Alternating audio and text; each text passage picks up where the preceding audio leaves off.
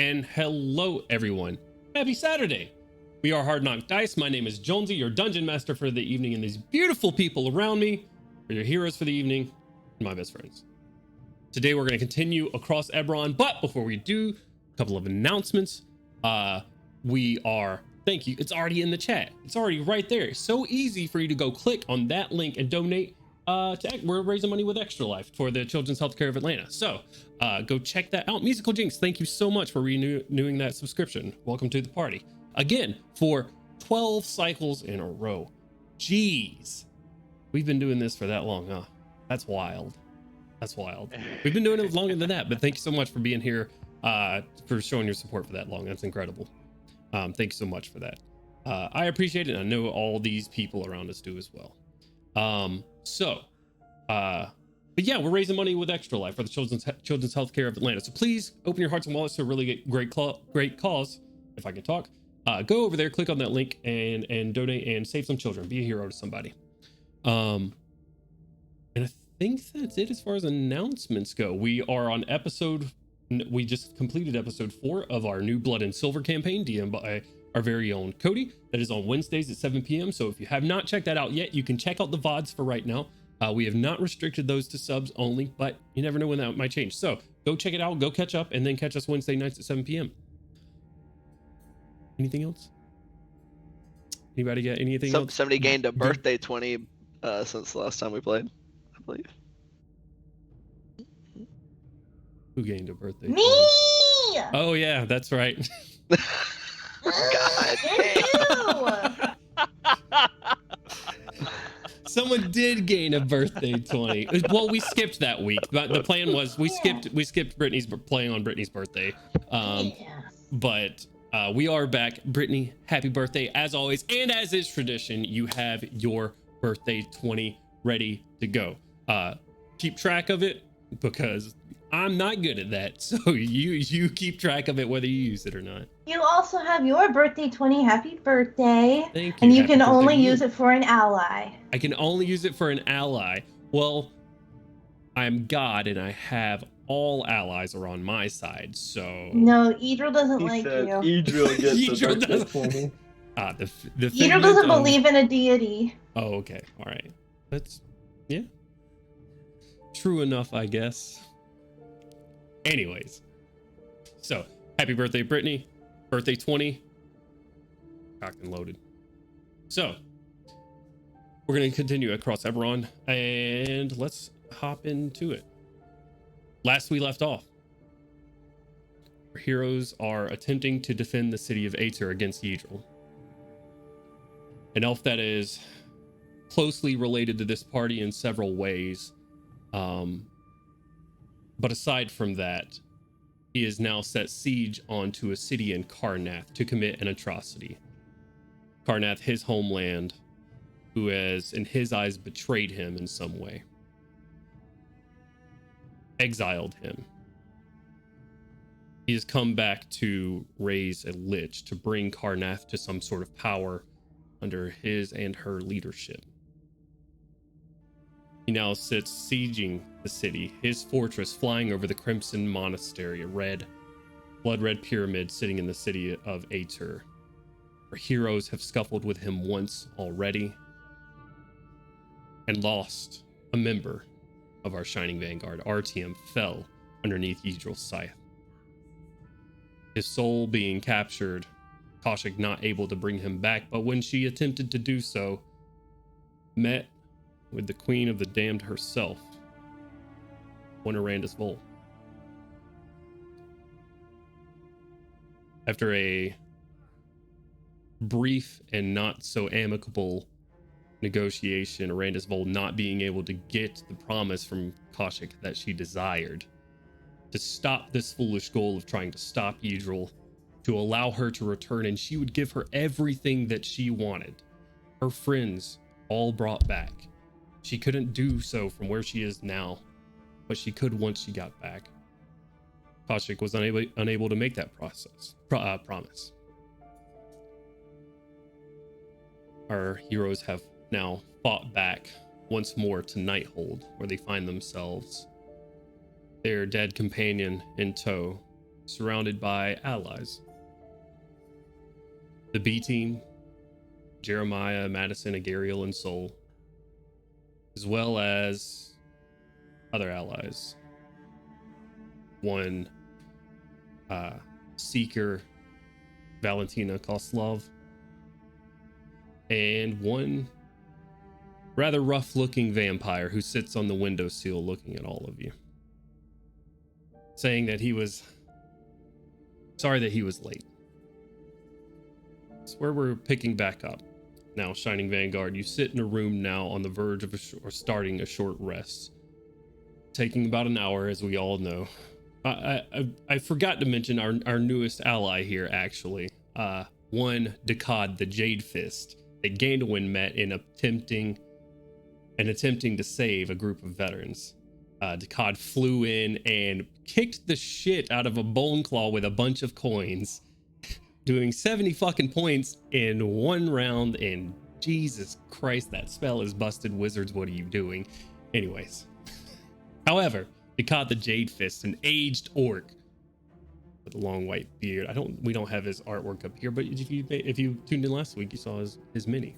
So we are going to pick back up here in this room, and other than Dario just sort of making his entrance and gauging that this room isn't necessarily some grand welcoming party, he doesn't look like he's up for that either. Shining Vanguard, I would like for you to tell me, and Dakad has stepped out of the room per, I think, the party's request at some point. No, I told him to get the fuck out. Gandalin, yeah, per Gandalin's request. Getting the fuck out's a request. So, Shining Vanguard, I would like you to tell me, as you sit here attempting to get some rest in before you make whatever attempt it is you're going to make on this fortress, you're now surrounded with friends that may not be here with you in the next few hours. You're surrounded by people that have seen you through some really tough times the past few months, and you're not sure if you or them will make it through the other end of it. You're resting, licking your wounds the best you can. There is some medical staff in and out of here to try to help you with this. Any hit dice spent here will gain the maximum amount of hit points. There is no need to roll them. Oh. As you are sit here and taken care of, what would you like to discuss?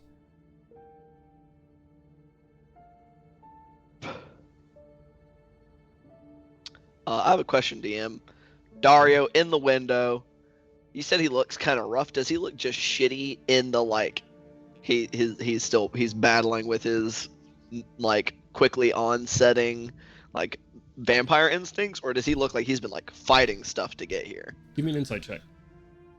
Oh, you got it, boss. Yeah, that went elsewhere. There we go. Wow, that's a lot shittier. My insight isn't as good. That's a 12. 12.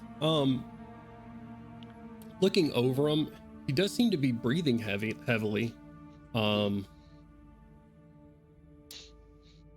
I'll say with a 12, just sort of general. You don't see wounds on him right now, so something hasn't kicked the shit out of him recently, at least. You've seen him heal. Well, yeah, we know he heals exceptionally fast. I guess it was if I'd be looking to notice any like torn clothes or anything, which I assume are not evidence. So okay. You don't see many in evidence. He's still wearing the same clothes that he was, so they do look rough. Rougher than Dario normally does. Dario, when you met him, and ever since he's been correct, just dressed to the nines. Right. He looks dirty. He looks tired. He's definitely fighting some sort of demons. So, just gonna kind of. He'll probably hear me, but I don't care. But I'm just gonna take at least some semblance of not being super open about it. Just take a couple steps so I'm only like speaking distance from Kaushik and just kind of nod over at Dario. You should probably check on him. Make sure he's gonna be on our side the whole time. Right.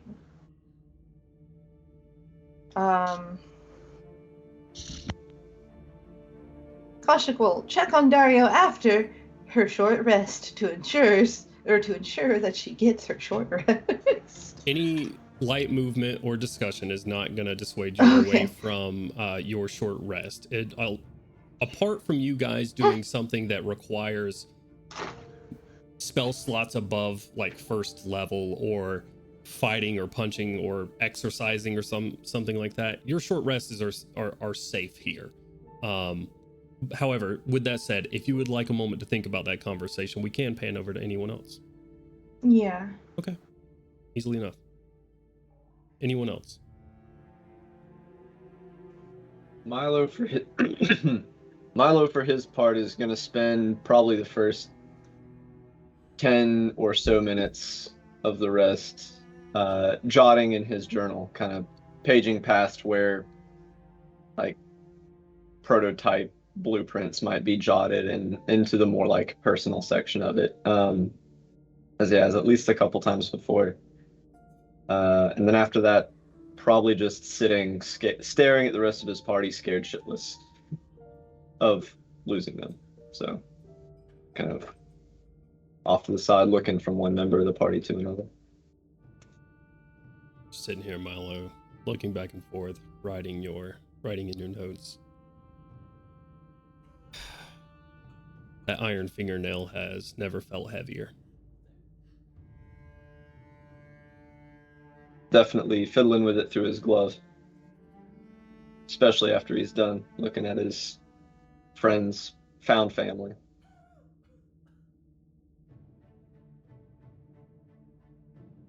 Okay. Anybody got any other conversations to have at the moment? Yeah. Sure. I just want to give other people space.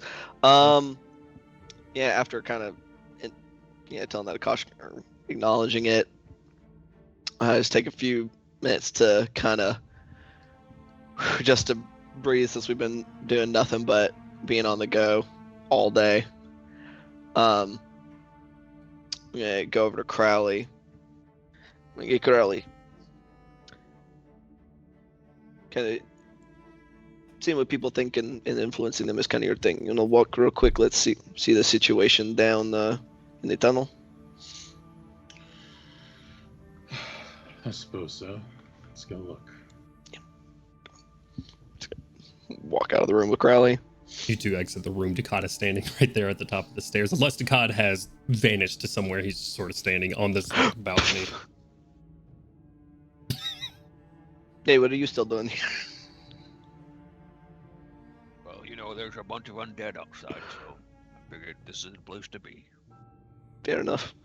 We're not going to be going anywhere for at least a little bit and kind of get them some patched up and things before we go meet the rest of the soldiers, so if you have any wounds that need tending, I don't think he got hit at all. Yeah, it kind of just looks at you like, It's like, motherfucker. just like,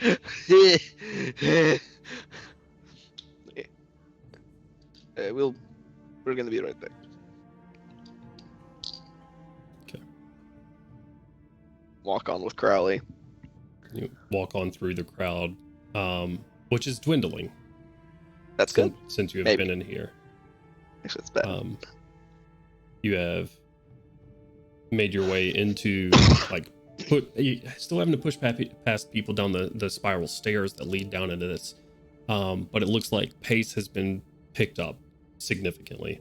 You have city staff that are moving and directing people at this point, and for those that are finding it difficult, or maybe just like too old or too young, or just slower in general, are being paired with somebody. Total strangers in a lot of cases, where they're just you are carrying him, and no arguments are being had. People are just kind of stun locked at this point into accepting their reality.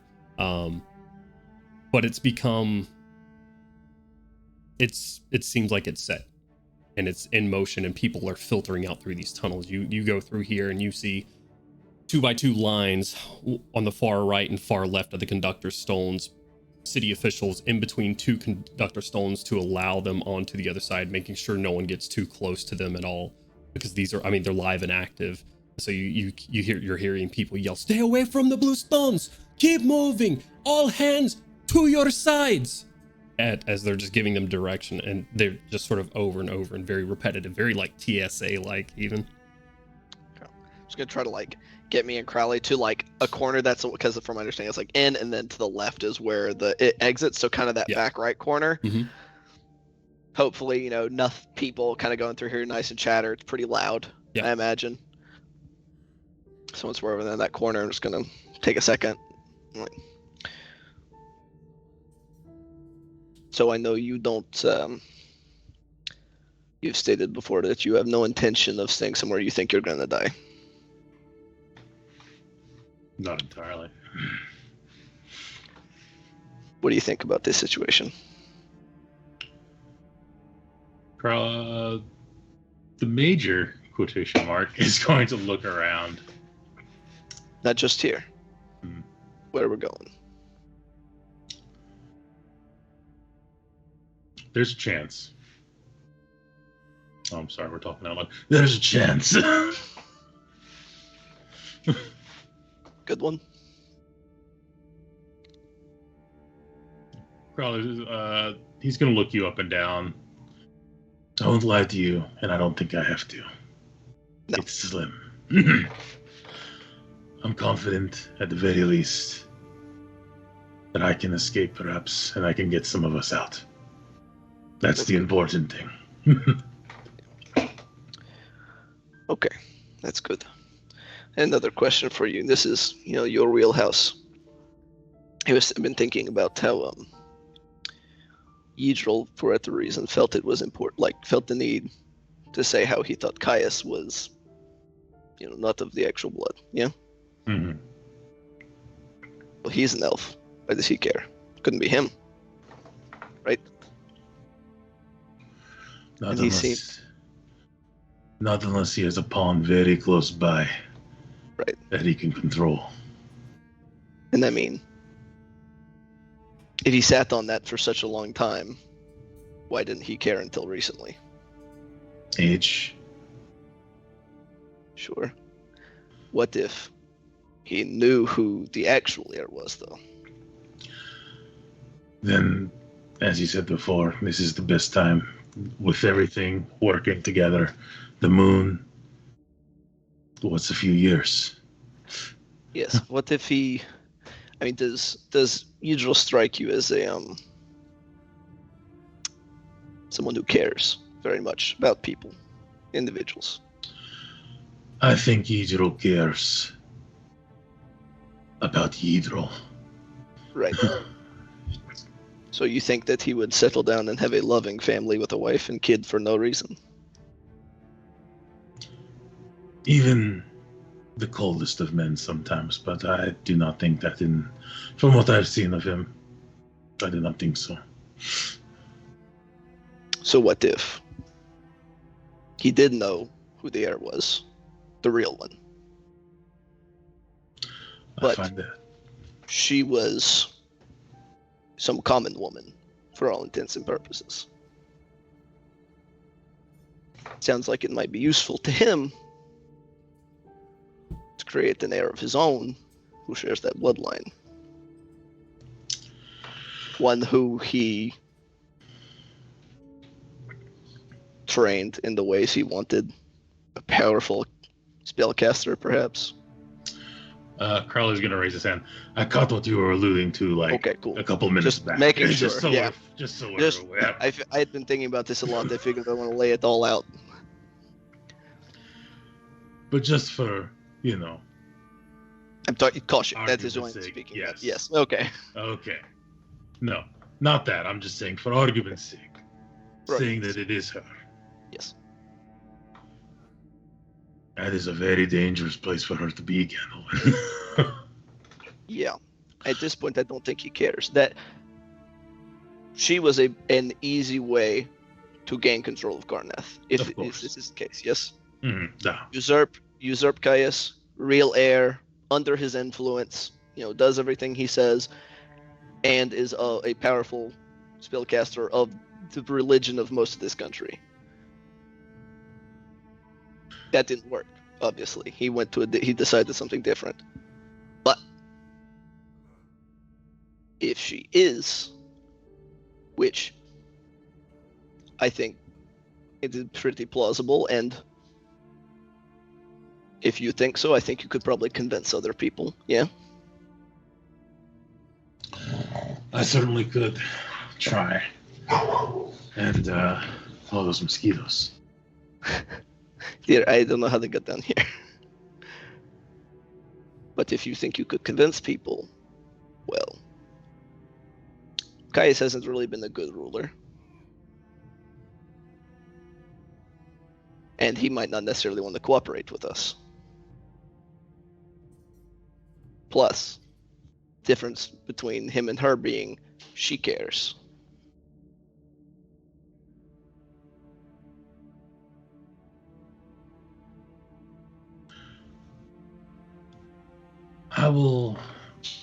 We certainly have a strong bargaining chip here. A powerful key to use. I will use it when it is best for us, no doubt. You can believe me, Gandalf. If I find that it'll help us in the most direct route. It's cold out here. Cover yourself. We are underground. Also, I gave my cloak away to a homeless child. So, regardless of quickest route,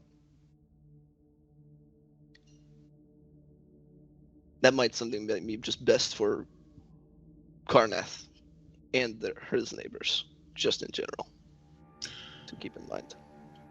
Indeed, we don't want you to tell anyone or they'll make use of her. Or at least try to take advantage like Hydro. It's best we keep our cards close to our chest for now. But yes, but if you can get yourself and some others out, if it looks like it's gonna go bad, She will be the first one. Okay. Can I get Trust. Crowley and Ganowin to make a wisdom check for me, please?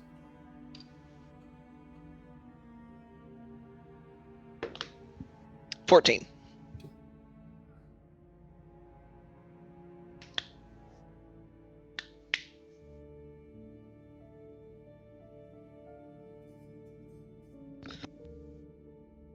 Three. Okay. Ganowin having this conversation with Crowley, quick way out, get out of here sort of situation.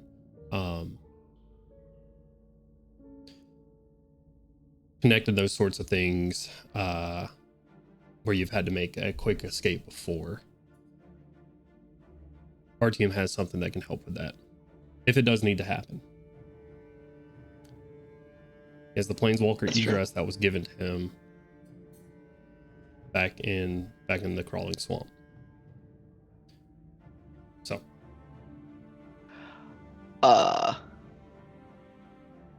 Just I mean, never mind, I guess it doesn't matter. Ian, the player, isn't sure that would work. I don't think. But okay. Assuming our team still has that acorn, maybe worth holding onto just in case. It's supposed to get you back here, I think. Like somewhere, like if you're in Zoriat or something, but It's got to have an anchor point. I'll check when we're back upstairs. sure. It's a good idea. Okay. Well, this seems to be moving pretty good. Well, for what it's worth, Gandalf, I'll try not to leave you behind either. Thank you, I guess. Just know that I don't leave on the first sign of trouble. It'll be when the cards are down, I'll make sure our allies get away, as many as I can. That's all I ask. Start heading back up the stairs and everything. Gandalf. Yes. Should the same happen to me, I at least require one thing. Bring my body with you. I want it rested near the Mournlands. Weird thing to want, but yeah, Home do is what they can. weird. Home is home. Fair enough. Crowley wants to be tossed into aberration land if he dies. You got it, boss. Evolve. Oh, y'all. Head on back upstairs, I guess. I said near the Mournlands, not in the Mournlands. Near the just Yeah. on the edge. You can. I was humoring you, but no, seriously, near the Mournlands. Just toss yeah. Crowley into the fog. Yeah, we'll just fly over it in the airship. Just As long as you say Yayeet in as thick a Carnathy accent as you can. yeah, yeet. We will cut away from that scene, rewind a couple of minutes while they're having that conversation back into the room, and up on the stairs even to the god, if there's anything that you would like to do. Yeah, probably, I guess, if no one else is going to do anything after the cod sees those two leave, he'll just peek his head back into the room with the rest of the folks in there and kind of ask, so, got a plan?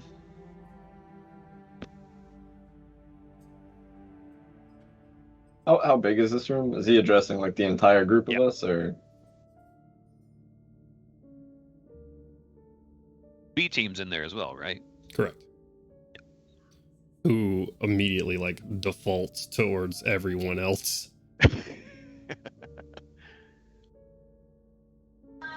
I don't have a plan, but I got a question for you.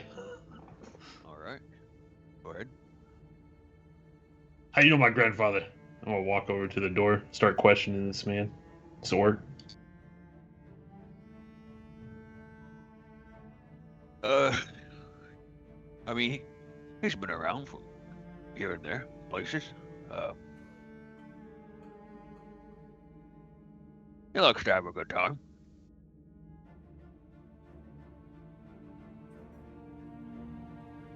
What are you asking so much business of your grandfather for? I was just wondering. You said Yeah. you knew him?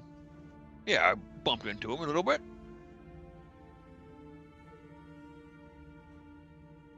Why are you eyeing me? I'm a champion. I get around the places. Just wondering what you mean by bumped. Oh, we had a lover's tryst. Tusked and beard all. He was a fighter. I was a fighter. You know, we fell in love. Star-crossed lovers, everything. He was in Zendrick at some point. It was in Stormreach. I was fighting. He got drunk afterwards, as champions do, and so do dwarves. That's it. We got drunk. Together. Got into trouble. Together. It tracks. It runs in the family.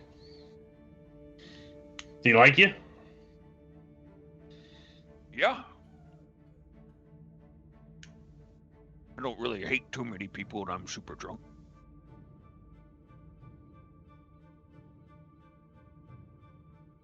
He seemed pretty drunk, I guess. I think that's good enough for me.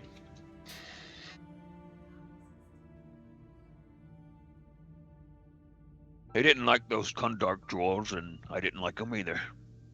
Yeah. Still don't like him. Well, there you go.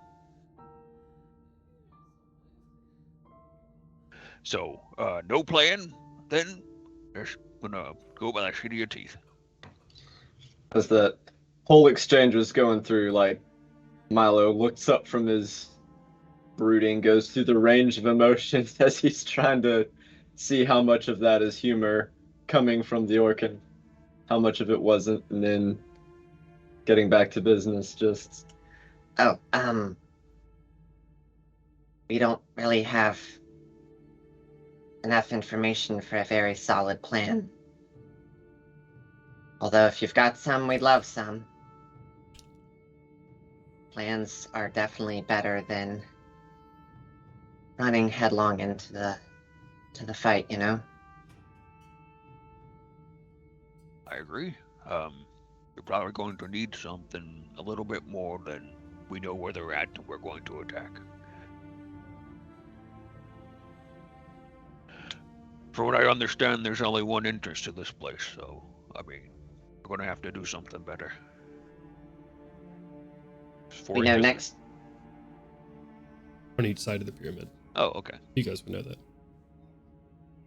We know next to nothing about the capabilities of his knights. We know some about one of his generals, the giant.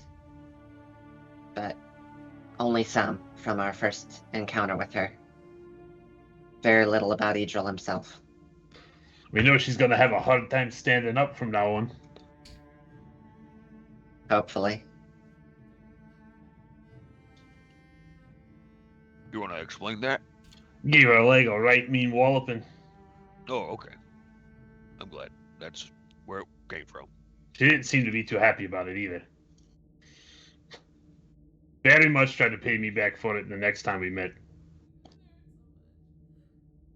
Okay. She controls a great number of spirits she uses both defensively against attacks at range and seems to be offensive if you get close. So, pretty powerful ability, but we don't know much about the details. Being spirits, I imagine there's something Kashik could do, but she's going to need every ounce of energy she's got for the fight itself, so. That's you, lady. Okay. Yeah. Sorry, there's like 15 of you fuckers in here. Yes, that's me. Wish we had 15 more. I mean, we could go find some more people to throw themselves at the enemy, I'm sure. Wrapping a wound Yep. around Jeremiah's shoulder, Seeker Valentina speaks up and is, for his knights, the bone knights, I presume you speak of. Right. I don't know how helpful how helpful it would be, but I have been around for a while. They are martial fighters, capable of controlling undead. Those they don't control, they can attempt to control. The undead that do surround them are heartier to most attempts to rebuke them in the way that a holy person would. They can imbue their attacks with magic and power that they get from their divinity. They are able to summon ghostly steeds from the ground. And I have also seen some of them make those around them go mad. Temporary amounts of time usually, but they can make others attack their allies.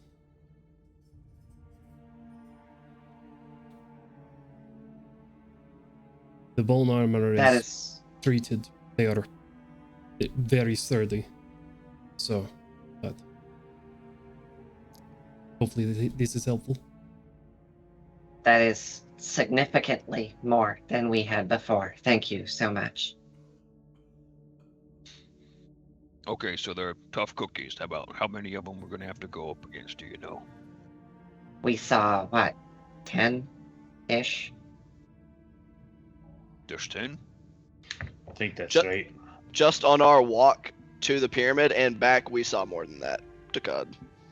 Because we saw there were some we saw them surrounding the pyramid itself, and then also we saw those 10 with. We saw 10 with Boris and the Death Giant when we were sneaking over to the jail. Yeah, about how many did we see?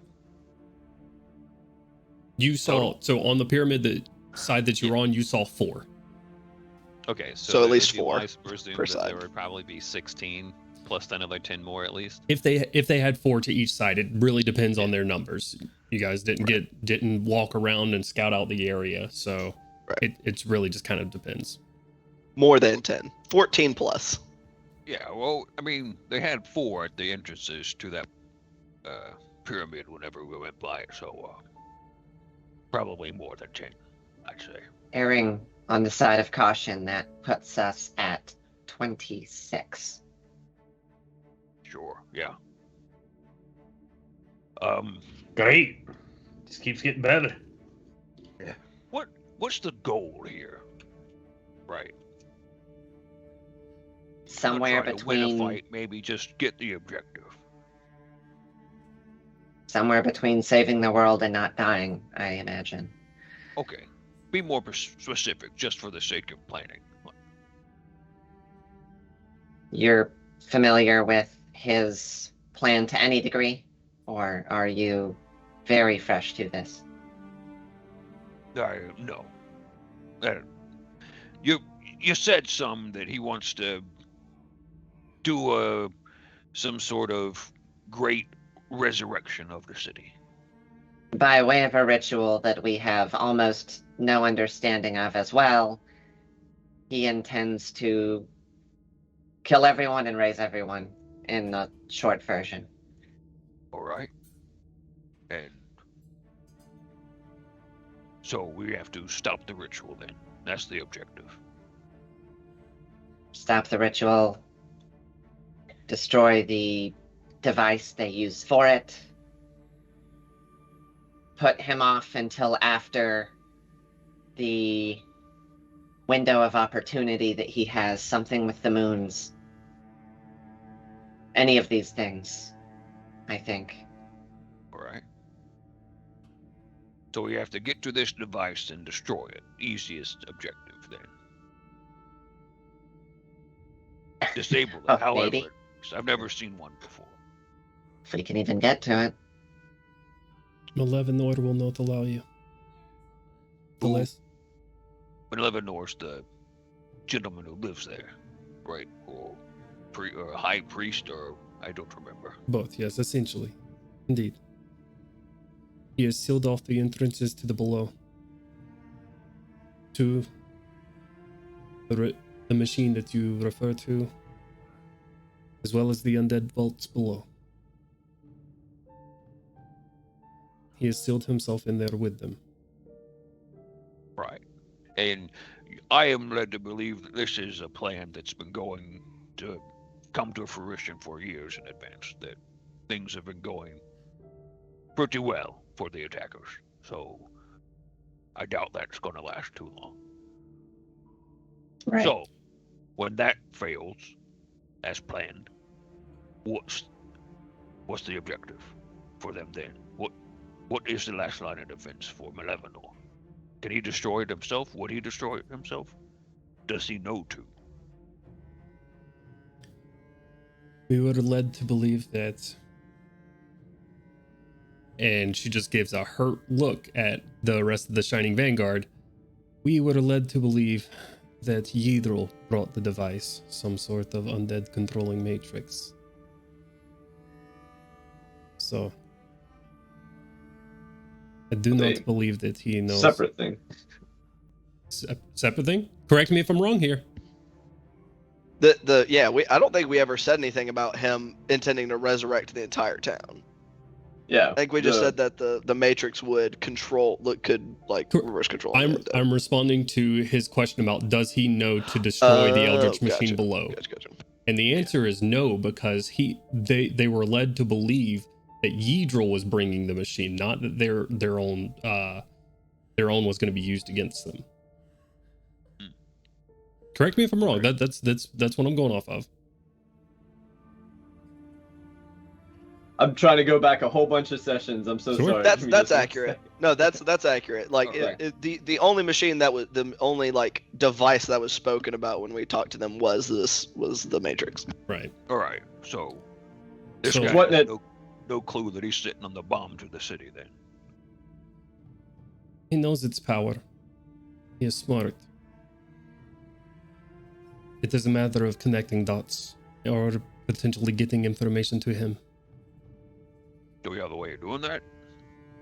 Is there a sending stone? I don't. Who would? How far away are we currently sitting from where Malevenor would be?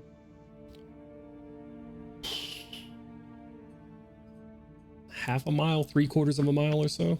Oh shit, that's practically across the street. Yeah, that's what I was gonna say. It was like less than a mile. from Yeah, how it's like probably sounded like 3/4 of a mile from where y'all are. Y'all aren't far from where all this is going. You can see the fucking Crimson Monastery and the fortress from out of your window right now. Yeah.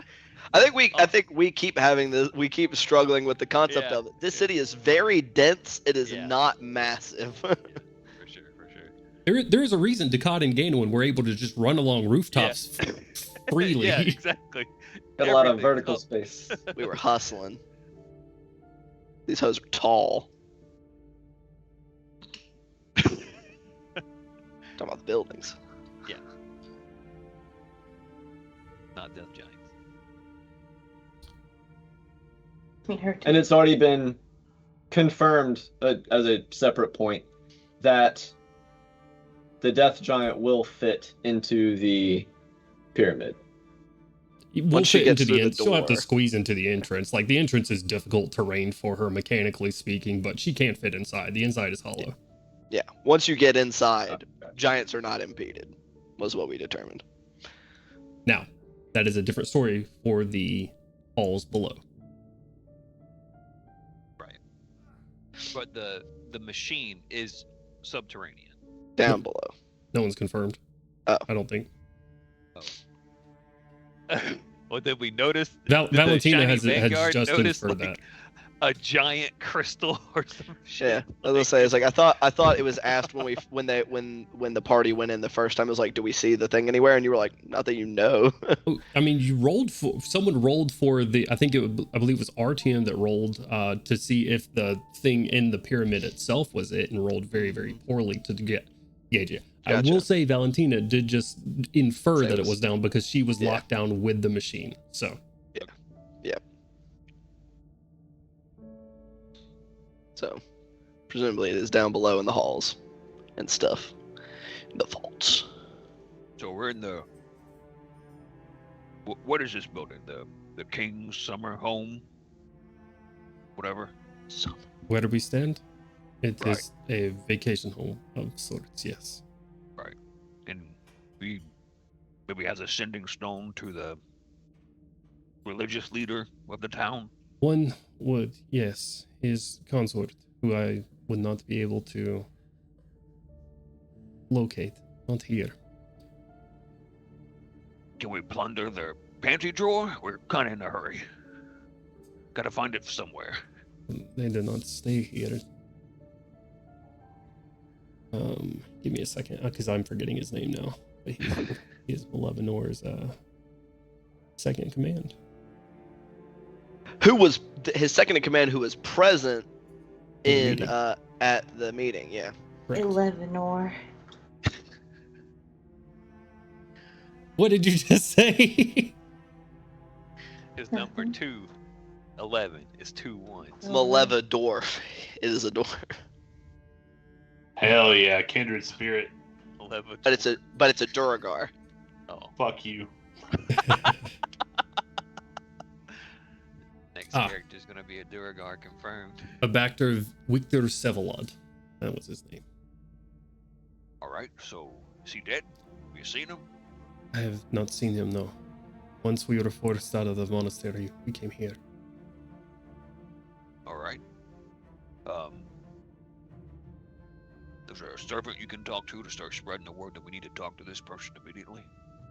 Probably, yes. I can see if we can send someone maybe to his residence if he lies there, or Oh, He- okay. So it's not here at all then.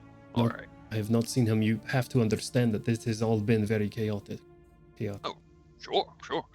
Do you have an address?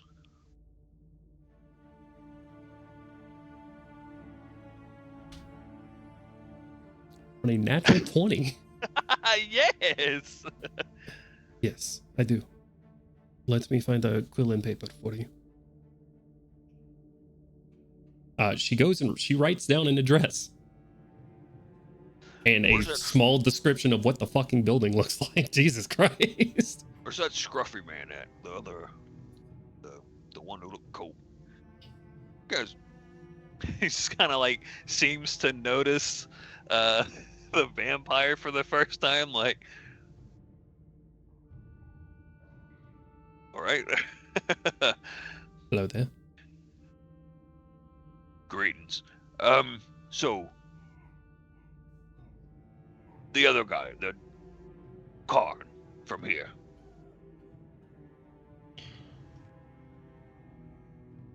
I think he just walked out, didn't he? Donovan? Yeah.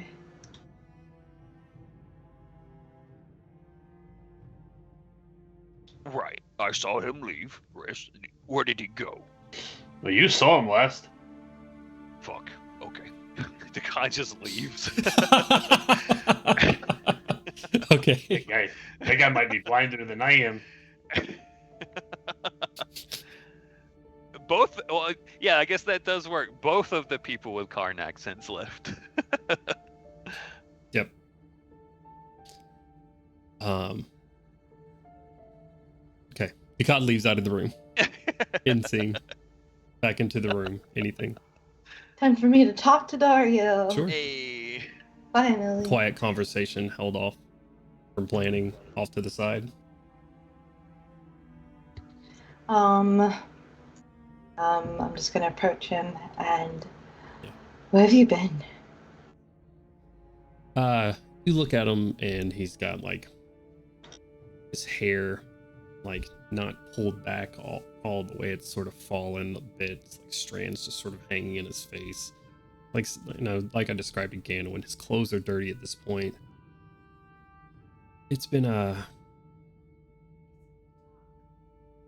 difficult journey.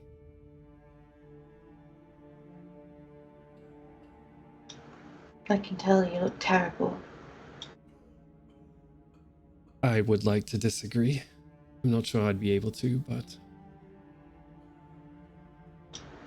even at my worst, I'm still good looking. True. Have you fed? No. You say no? He did say no.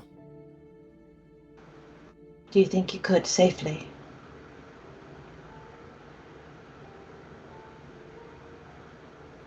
I would not be willing to risk it.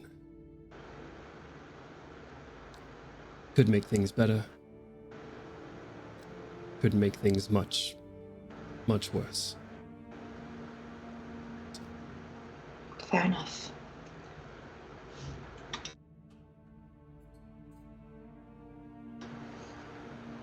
Care to expound on what happened to you out there?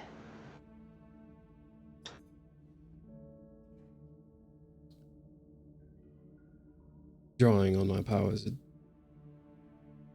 requires fuel, just the same way that you do. So, I was not able to get here so quickly as I intended. Okay. Well, we lost Artyom. And Koshik is going to go on to fill him in on everything that he's missed. Everything that has happened. Okay. Any special things you're including in there?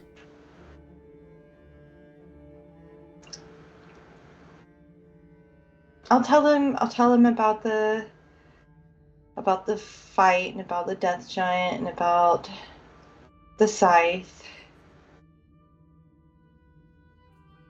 And I'll tell him about whenever I tried to resurrect Artyom. I'll tell him about Lady Bull.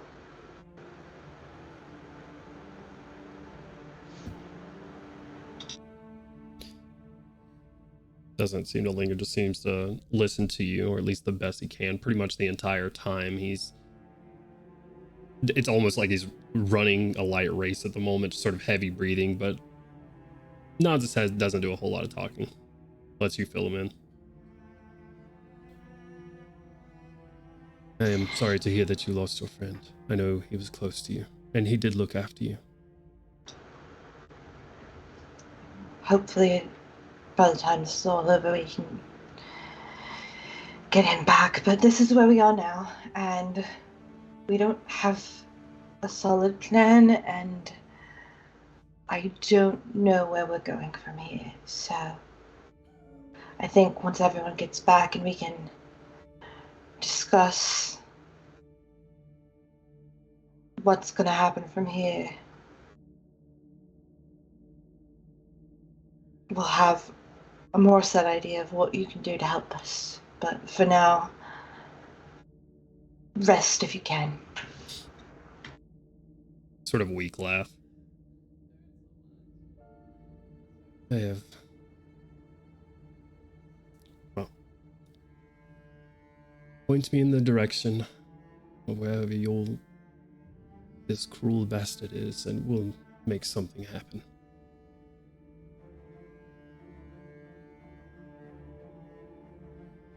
Is he still up on the windowsill? He's just sort of leaning against it now. Oh, okay.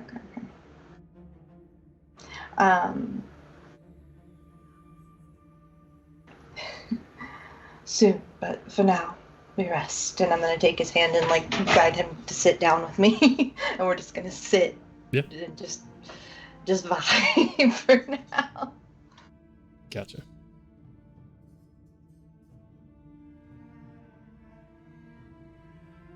Anyone else? Is there? Oh boy. Yeah.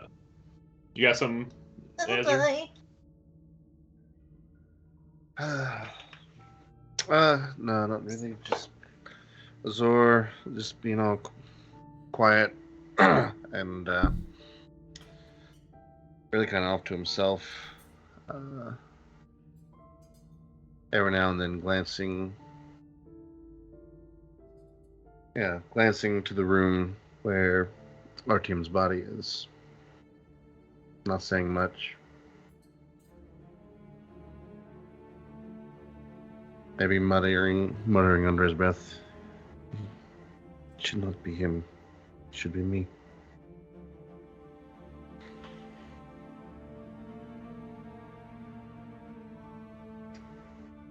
Saved my life. He barely knows me.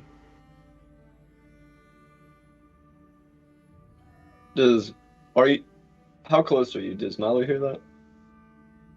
Probably. He's not trying to hide it, but he's not trying to be very loud about it either.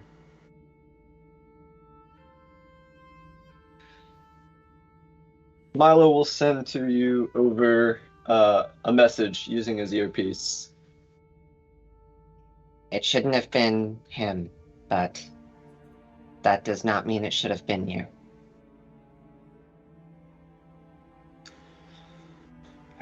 Perhaps not, but that spell Eidril was going to use was definitely probably would have ended me. He saved all our lives more than once. He didn't do it because he wanted it to be you.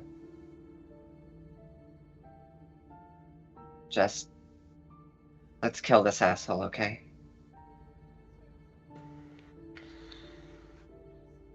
Yeah, if we can in our state.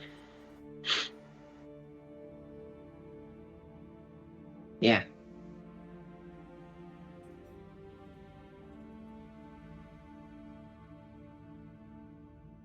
You guys are done, right? Okay. Sure. Good to go. So, Gorm's gonna go walk over to the Seeker and Jeremiah. Mhm. Seeker, do you mind if I talk to your patient for a minute? Of course, I'm just finishing up. Sort of pats him on the shoulder, gives you a nod, and walks on and starts taking care of someone else. Is he sitting on the floor or is he sitting on a chair? He's on Is a he just chair. sitting He's there? on he's on like a just a chair and near the bathroom door. I guess I'll pull up a chair of my own if there's one available. Sure. How you holding up, lad? I'm all right, Mr. Gorham.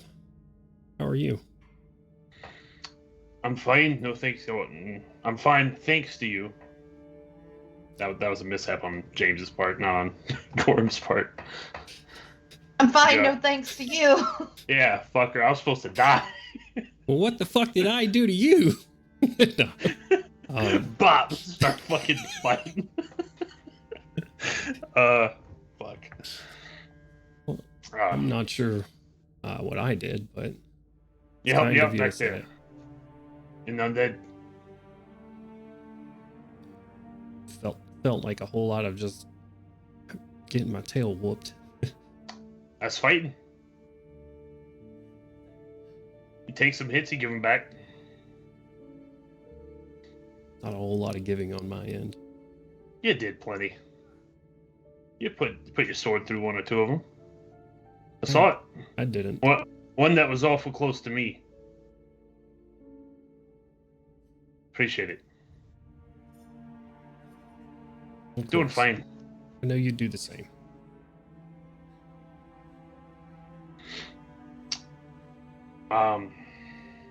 So I don't want you to think that I doubt your skill by sending you where we're sending you. If you understand. You're doing you and the rest of your company have done good things here. I'm glad to know you, Jeremiah. I'm glad to have met you, Mr. Gorham. And since we're going to be parting ways here for a time, I'm going to take out my grandfather rock. I'm going to set it put it in his hand. You give this a shake if you need help. All right. So, old man, you might have to shake it a couple times.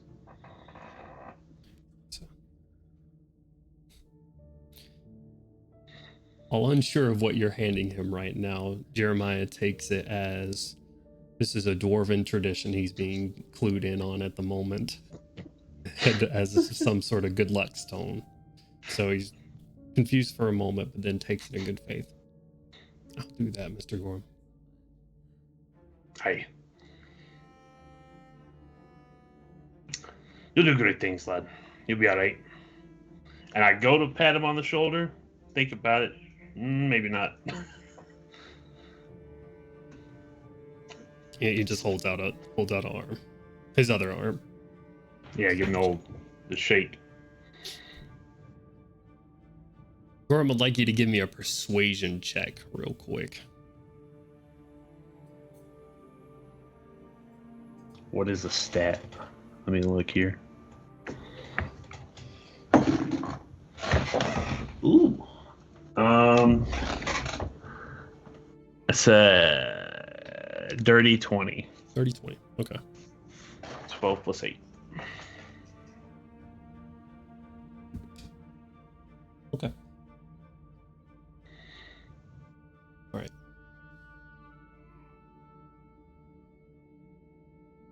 God, store unless there's anything else you'd like to do with that conversation. I'm good. Okay. Picard walking down the stairs. You catch Ganwin and Crowley pressing the top of the spiral stairs coming up from below the basement, sort of seeing people filtering past you, having to squeeze past a few people, but you catch them in sort of the main lobby area. Yeah, you, Gendowin. Yeah. Yeah, Address. hey. We gotta go. We gotta get to this address. We can just call the fucker in the pyramid and get him to destroy the machine potentially. What does that have to do with going to whatever this is? It's his consort or first in command or whatever. If we can get a sending stone to him, then we can just tell Malevenor to destroy the machine. Be done with it. Right. That's already in there. But I mean, we saw Yuzuru go in there a while ago. I doubt. Then we better fucking hurry.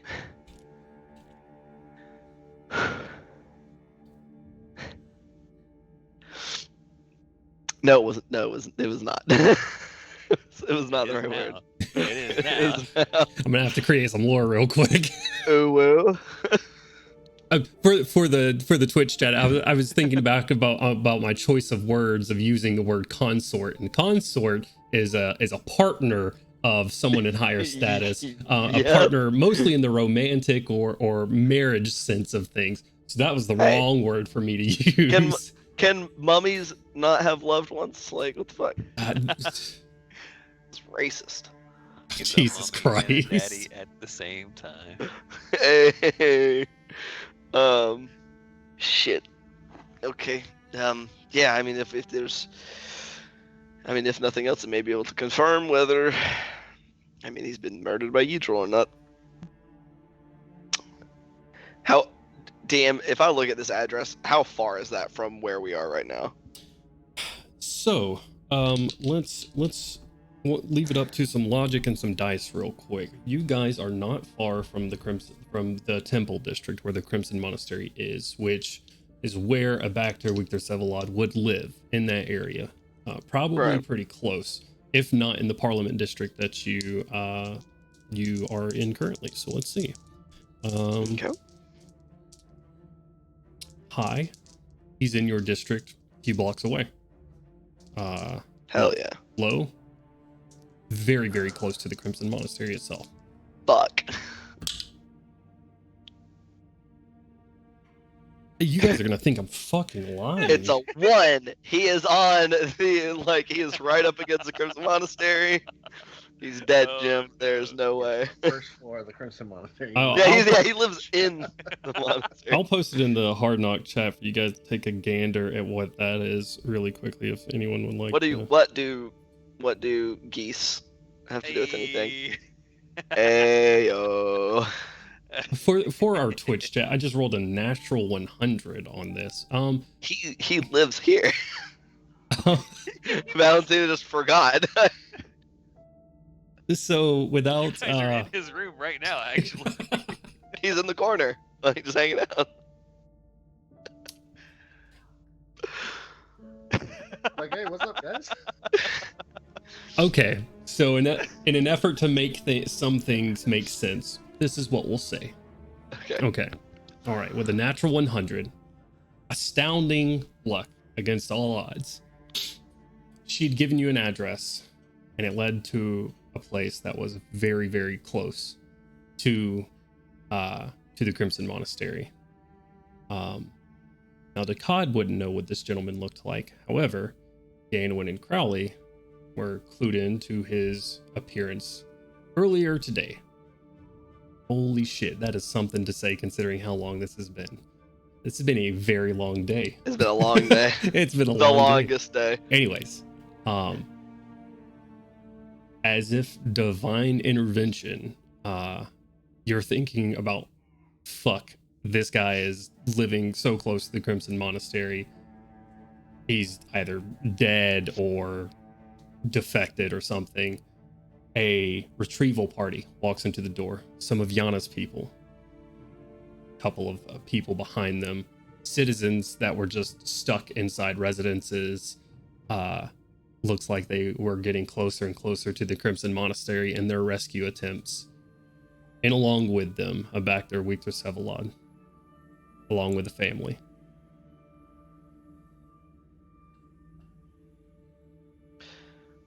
That's how I'll roll your luck today. Oh shit. Hold that thought. The God. Alright. Hold it. I mean, that's our guy right there. It seems like. Boy, like, let's see if he's got this stone. Walking over to him. Sure. Yeah, right now he's not really paying either of you much attention. He's sort of got his arm around, like carrying a child that's probably no more than 2, and holding a hand of a like just sort of plain woman, brown hair, simple robes. Come walking up. Victor Sevalod. Yes. Perfect. Just the man we need to see. I need to talk to you for a second. I'm sorry, but I need to get my family out of here. Yes. Quicker you potentially help us. It is very brief. Give me a quick persuasion check. Fuck's sake. God damn it. I have dropped the man into your lap. Come on. No, I was goddamming my roll. 18. 18. Oh, nice. Hell yeah. Yeah. I would not hold hope onto that luck for very long. Hang off here to just to the side. Hands his kid off really quickly. I'll be right back. Walks over to you. You have 2 minutes of my time. How can I help? Shouldn't even take 2 minutes, I don't think. Just like gesture to Dakad and Major Jury at the moment. Look, we need a way to be able to speak to Malevenor right now. Do you have it? I can get in touch with Malevenor, yes.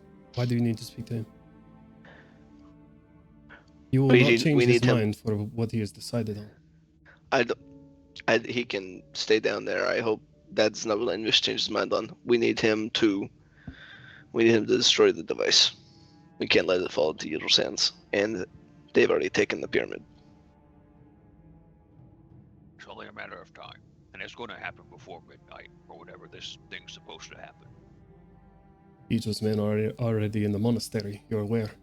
They are. Yes, we saw Bone Knights surrounding all of the or at least one of the entrances. It is easy to presume they were everywhere. Right. No sounds of fighting could still be heard. They've got it on lock. I've been holding on to a percentile dice roll. I have sort of debated on how to do this, but it has come to a moment where I need to decide how something has played out. Some of you are able to deduce what that is. I've thought about doing a skill check for this. I've thought about opposing skill checks and a bunch of other stuff. However, I will put my faith into the dice at this moment. 1 percentile roll that will dictate how this entire campaign probably plays out at this point. Okay. Hey! One I roll love to the rule them chaos. all. I don't Go. like that, actually. There's One. no gravitas there at all. I do have certain ranges. It is not pass fail. There are certain ranges to this. I see fingers going up already. Mm-hmm. Is it always high?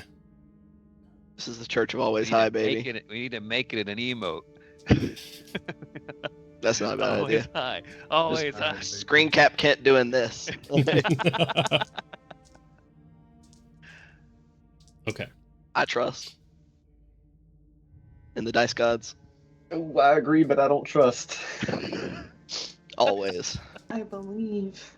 Dice gods are fickle and unforgiving. It's time for Jonesy to use his birthday 20. The dice gods reward the faithful. Don't You do not the want a 20 on this. 100%. Oh, yeah, well, yeah. It's not time for Jonesy to use his birthday 20.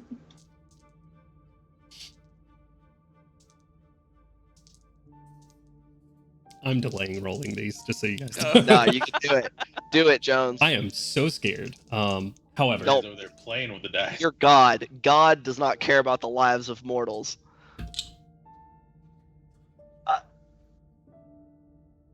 That's just facts. He's taking a picture. Oh. Uh-oh. Here we Let's go. go. Dab on 'em. Good 001. picture. This might be a tweet. God, yeah, bro, that's the opposite. Okay. Okay, send it. Where's it at? If it's bad, it's still gonna be cool. Where's it at? Send it. Okay. Send the picture. Send the picture, you bitch. no. You guys will not know the roll. Oh shit. He was taking a picture of it for later reference. For posterity's sake. Yeah, he'll send it to us once we find out the result. That's what that is.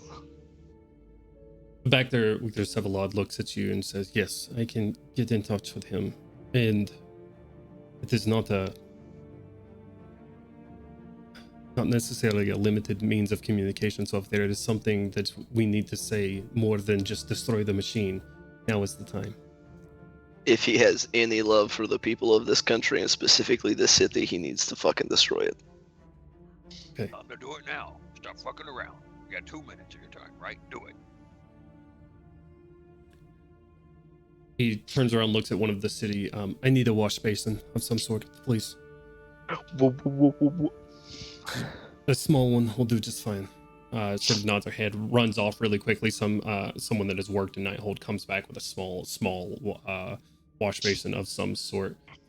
Reaching deep into his robes, he pulls out a vial, rather large, that kind of looks just like thick crimson fluid.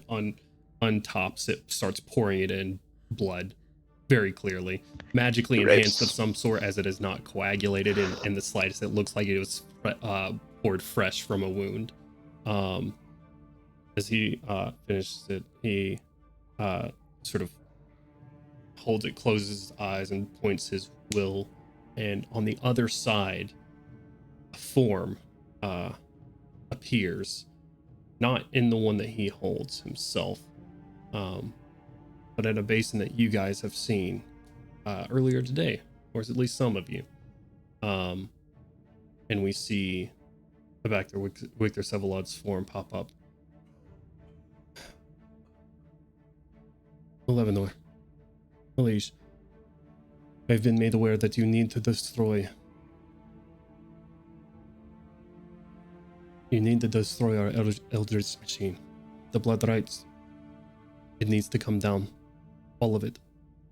You have to destroy it, and quickly. It is the key to whatever all of this is. The group that was here earlier, they have promised me this. Do it as quickly as you can. His eyes blink once more, opens his eyes, looks at you all.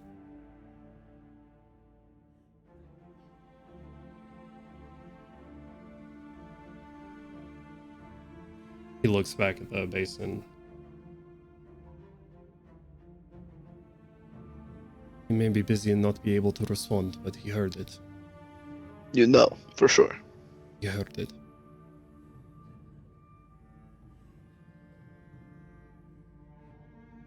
Good shit. Can I do an Arcana check on Sure. this guy's communication spell? Yeah, I mean, this is more religion, it seems. This is divine magic. But what are you trying to devise with Arcana?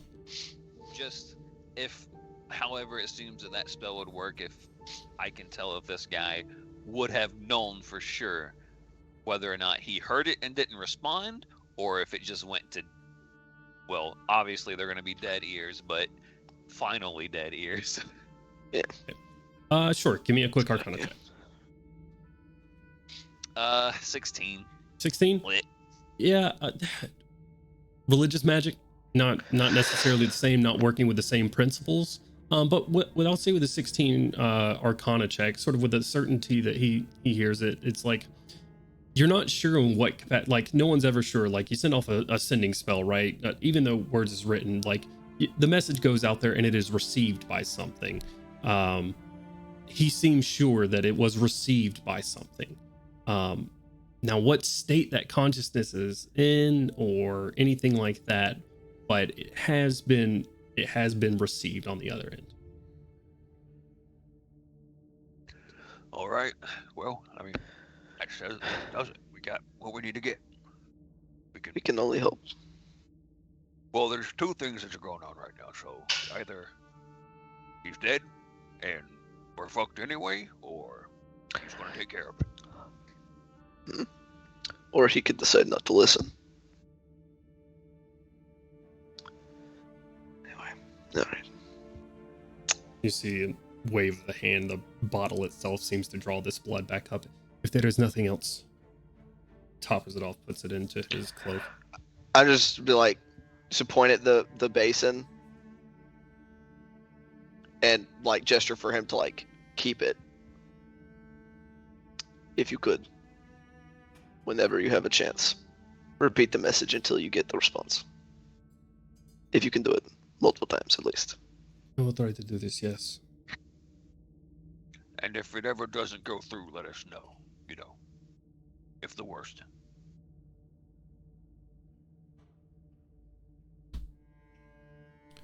Okay. I Thank have you. very limited spells, but I have seen your face, so I Alright. do have that capability at least. Don't kid. Keep them safe. Is Victor? Did we say is he a human or is he an elf? He's human. How old is he? Before I lie to you, I'm pretty sure he's human. He's actually a gnome. Oh shit. He is human. Is he like an older guy? Oh, like maybe early 40s, mid 40s, maybe. Okay, so He's, it's like he's okay. not super old or anything. That's what he's- you want to think, isn't it? He's not a mummy. Okay. All right. Cool. What are Gandalf's hit points right now? Oh shit. Get- Before the short rest concludes, 49. 49. You die. That power word kill be hitting different in the middle of a short rest.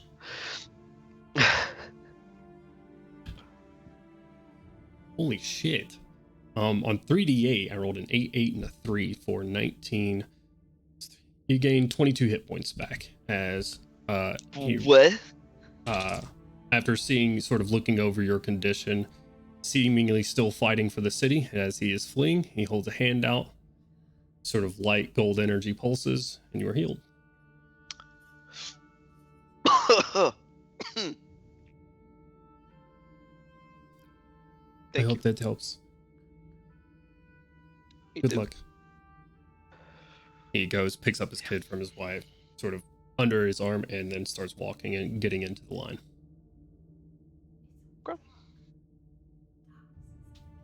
I feel good. Not really. No. Okay. Okay. Well, you know, if the stars align in our favor, then that solves a lot of this problem. But still, Right. So that's only if you can't resurrect them. I was just like, let's actually gesture back up towards the room as we continue this conversation. right. It only solves part of the problem. Hey, As far as what's with the weird dude in the window? Dario, I don't know any of your names except for you. is it the vampire? Okay. Yep. Yep. I'm no more comfortable with it than you are. Don't worry. That's what's with him. Right. Yep. That's Yep. with it. Yeah, he's an ally by happenstance. He wants to kill the shit out of Udril. We do too. What a shitty place to bring an undead. Yeah, we're aware of that risk factor, but hopefully he's got a little more willpower in him than That's a real fancy way of saying liability. shrug.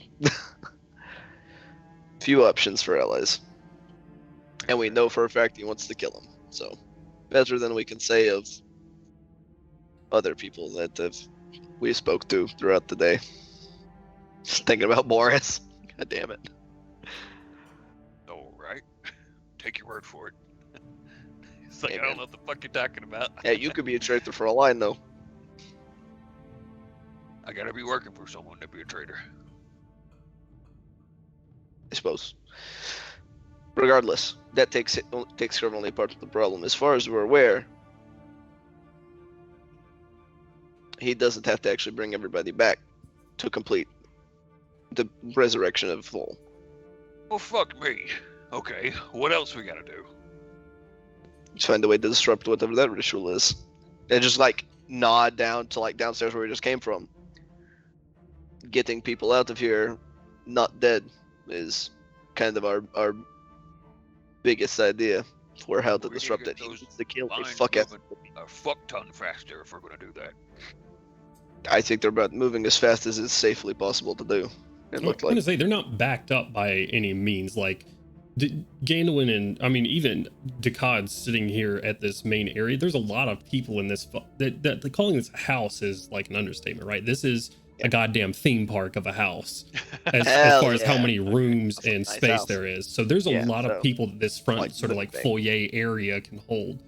So There- what you mean in to the- say is that it's cold outside, but it's muggy as fuck in this room. Yeah, absolutely. Great.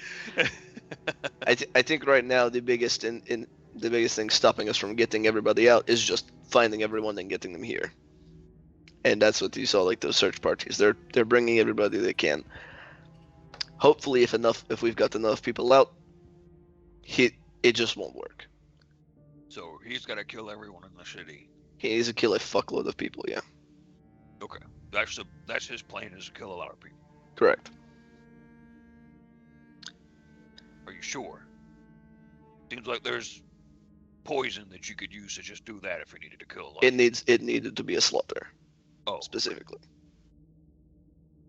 I don't know how these rituals work. It is the method in which it is performed. This is part of, I guess it's about like him being responsible very directly. I'm sure probably fear has something to do with it too. well, that's an Is for resurrecting what is basically an evil deity. yeah, about that. You said a vole or something like that, Do what? like a vole. Uranus Vol. Yeah. Okay, pronoun. You know, Gotcha. blood of Vol. It was like That one. came from her. Yeah, that whole thing. Bad news. All right. So like an ancient deity then. I don't know. I'm not a historian. I I don't mean, know. the these blood of things. vole's been around for a long time. As I never went to school. Ever. There sounds about.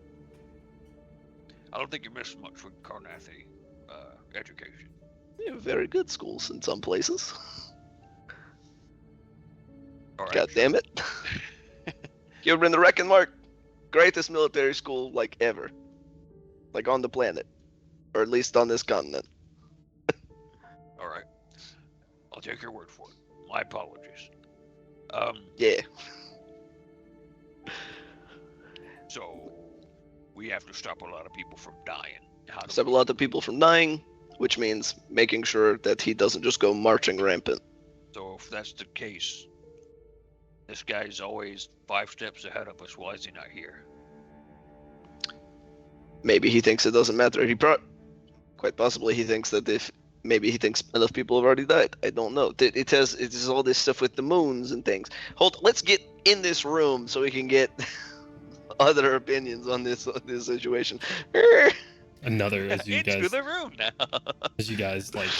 like starting to make your way upstairs in the sort of main lobby where you met back there with her. See another rescue party coming in. Yana sort of grabbing people from them, leaving one, giving off instructions. You're going to be continuing out. The rest of you, 3 of you outside, wait for me. Sort of giving instruction to people as they're coming in. That's sort of the site that you leave as you're going up the stairs. It's coming in the room. All right. So, good news. Malevolor may or may not be destroying the machine thing as we speak. We don't know. May or may not. Victor seemed sure that his message was received, but he did not receive a response. Oh, He said he would repeat the message periodically until he received an answer, and for as long as he could.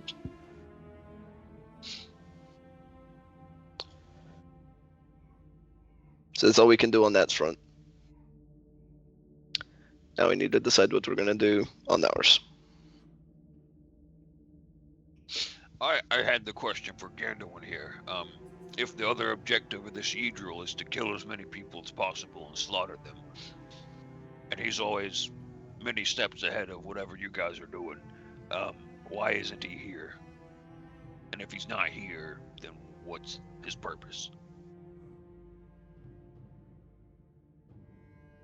that'd be lovely information to have. He's smart, but he's also arrogant. He thinks that we're nothing. All right. So he's probably not even concerned about us. He's expressed this on several occasions. That we are so far beneath him that he could kill us at a whim. All right. Maybe seeking to infiltrate the vaults of the undead underneath the monastery as well.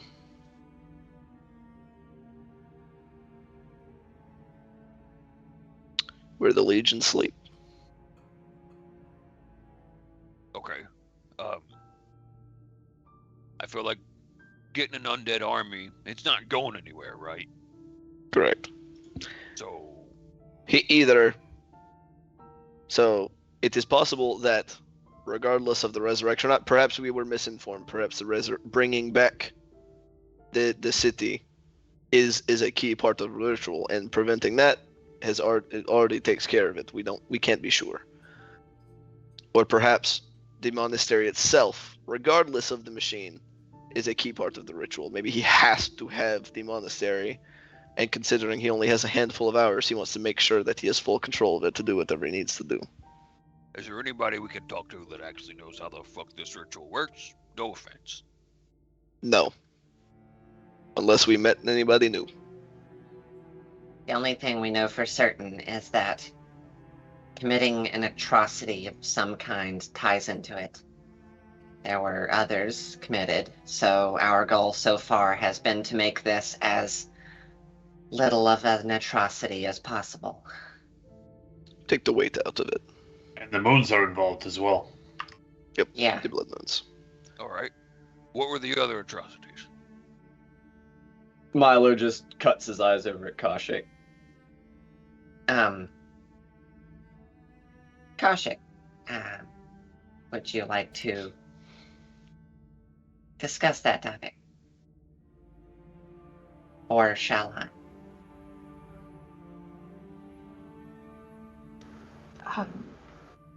You go ahead. Right. And just kind of nodding at Gandalwin. Milo will fill him in about the events involving Kaushik's mother and the resurrection, but privately via message so as not to make Kaushik relive it any more than she already is having to.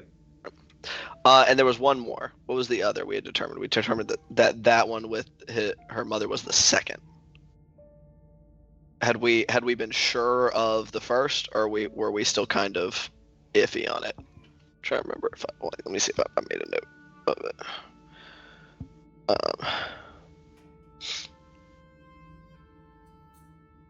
I do not remember.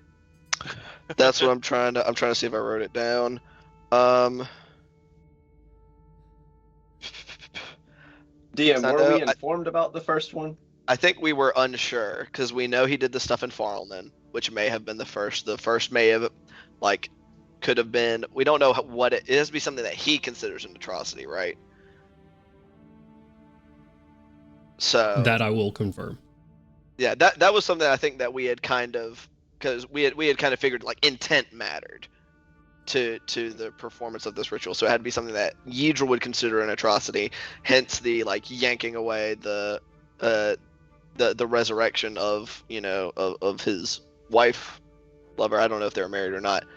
Of Kaushik's mom, slaughtering an entire city of Karns, clearly falling into those two categories. And I'm trying to think of what else he's done that we know of that may qualify. I don't know if we actually know what it is, because one of my first thoughts would be the slaughter at Farlman. Those guys aren't Karns, so I really don't feel like he would care. That does not seem like something that lives that Ydra particularly values enough. And then the only other event that we have witnessed is the wholesale slaughter of Melgrim and his family, which I also don't think Ydra really gave a shit about, so I don't think it would qualify either. So I don't think we know. But we knew there were supposed to be 3, and this was supposed to be the 3rd. We are not sure, as we are not fully up to date on all of Ydral's activities over the years, but the general understanding is that it would be something of import to Ydral himself. It is not a generic atrocity. It is something that Ydral himself must be willing to suffer for, which he clearly is. Alright, so we know that Ydral has emotions for his lover, who's deceased. What else?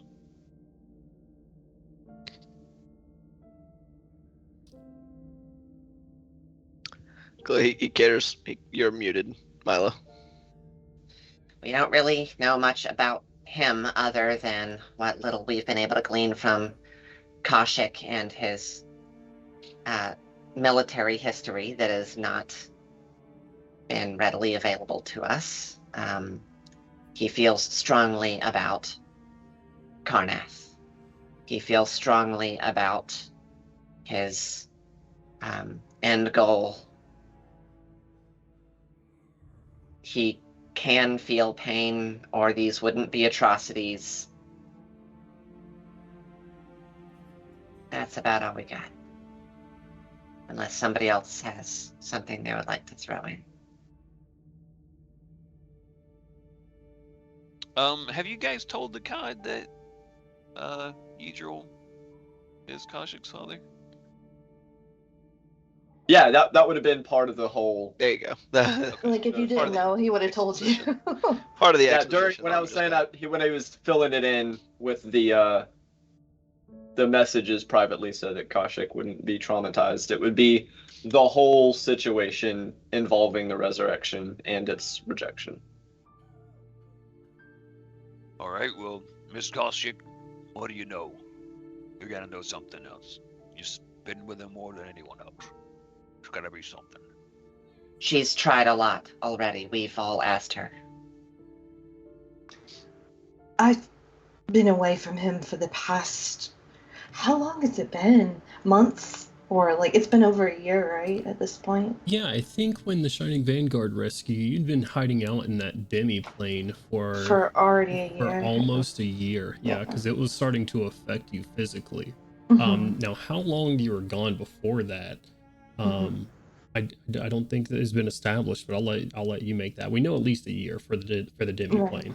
So, Right. but there was How clearly long, some time in between you leaving him and getting into that demi-plane. How long has the Vanguard been together at this point? 10 months? 10 months? Not nearly as long as it feels. I thought it was Already. been like I 3. think it's been like 4 months, Yeah. Oh, probably, timeline-wise.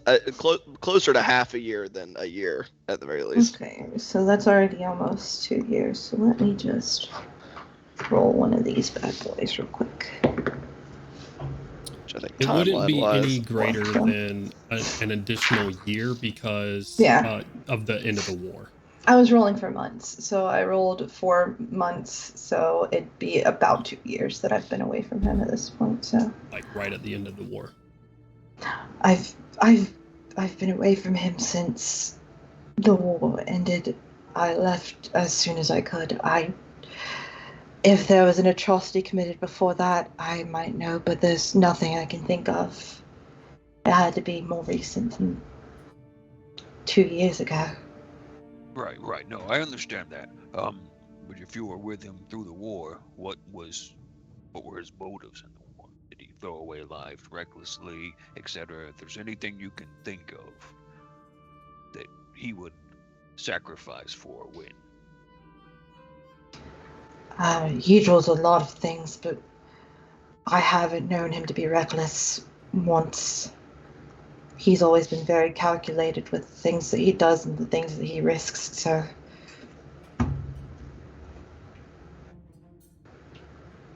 I'm sorry, I've got nothing for you. All right. Well,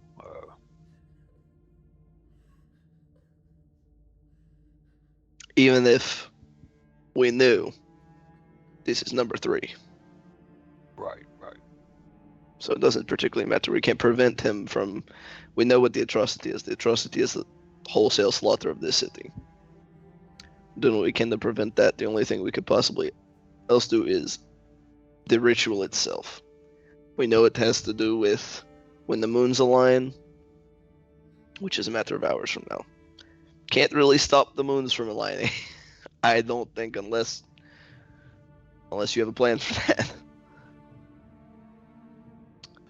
I don't know. I just kind of feel like if something feels off about it to me. Probably If he so. gets to kill all the people in the city, and he's not stopping any of the people from escaping.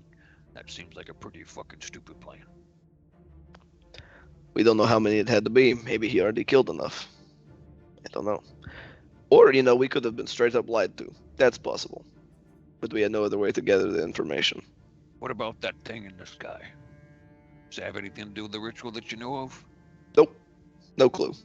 We know it's there. It's his home base. There are a couple deep gnome twins in there that they're like inventors or something. Yeah, and that's where my mother's body is, right? Correct. That's where he's keeping my mother. Her body. All right.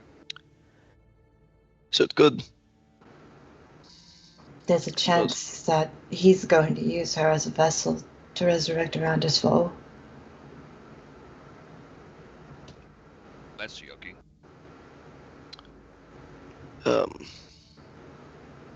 Let's see. Maybe that in itself is the real third atrocity. What if there was no vessel? Like she doesn't need one, or if we have no clue if that is even the requirement.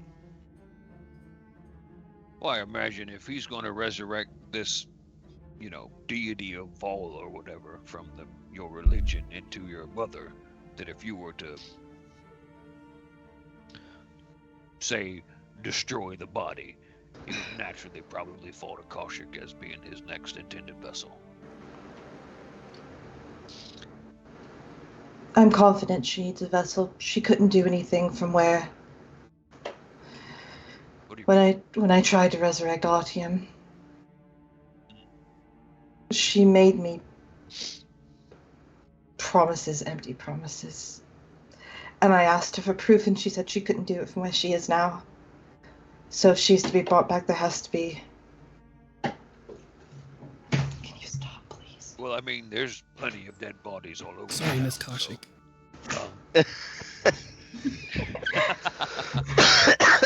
Jeremiah's just over there playing with the blinds on the Hand window. to Jeremiah just slapping Kaushik's hair. Wait a minute. What type of conditioner do you use? Looks over to Dario. Actually, I have a question. DM. How big is that air fortress, sky fortress? 3 towers of varying height. As far as diameter goes, they're all fairly uniform. Somewhere like between 80 feet, 60 to 80 feet in diameter each.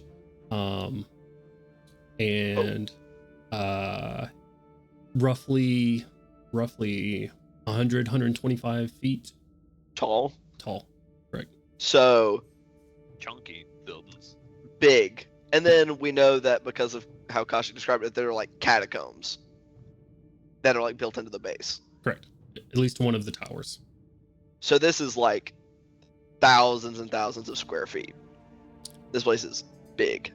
Essentially, yeah. Big. The catacombs, Kaushik would know, are essentially hollowed out like they're not built like traditional catacombs. They are essentially like, if you remember the scene where you guys laid Melgorm to rest, the dwarves are like set in sets into the wall. It's essentially the same kind of design in tower form. Okay. Because I'm just trying to break down, I'm like, if just of a rough guesstimate of how long it would take us to search something that big. It would take a while. You have someone that lived there before. We do. But we also don't necessarily know what we're looking for. I'm thinking of beyond just finding her mother's body. Sure, yeah. I was trying to think, like, if we were trying to find anything else. That's not even taking into account any defenders or anything that may get in our way and slow us down. Or traps or anything. So that's the thing, is if we think it has something to do with the castle or something in the castle, whether it is her body or not. If I know one thing, it's that before I left, I took my Midbar crystal from Idril's room, so I could tell you where his room is. I could lead you there. Sure, that's a good one. You know where the catacombs are. You know your way to, and this is like, I'm going to say this is because you were recently refreshed on the location. Really, you know where the catacombs are. And you know that near the catacombs is a teleportation circle into that fortress. Because that's where you were brought to when Yidril came in. When Yidril teleported you into. So somewhere near that, the catacombs themselves, teleportation circle lies. You would know where your bedroom is. His bedroom not very far from that. I'm trying to think of what else you might remember or know. Some residential space probably, and another tower for Yidril's like followers and soldiers. So there's some things that like general information you would know, and you would also know that in the largest tower at the bottom, the engine room where the engine room is held, general like area. So Engine room, you say? Correct. We'd kill a lot of people by dropping that thing out of the sky, but it probably, if we can make it fall on top of the pyramid, bonus points. We definitely. It's right above it, right? It would just if it just it went straight down. It would fit the Shining Vanguard's, theme of heroes, but also kind of terrorist. Whoa! That was one time. All right, one time. Are you talking about on the dock? Which time are you talking about? I'm talking about that. That was not the Shining Vanguard as a whole. That was an individual. Does not count.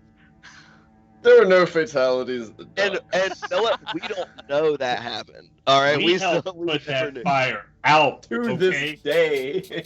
Yeah, and the only reason we got caught that we were terrorists for the train thing is because Quanti de Orient is mad we broke his toy, and so he's like, "But they're terrorists." We actually didn't hurt any innocent people in that. That was fine. Like that was just blew up in the middle of nowhere. So, if that's terrorism, that's pretty bad terrorism. If you recall, exactly. There were allies with us that died. We can do better. All right. They volunteered. So, you know where to go, where your mother's at then. If we feel like that's a pretty high probability of a chance of being a necessary part of this ritual then. This whole shebang. Right? Right. Are we willing to bet everything on that?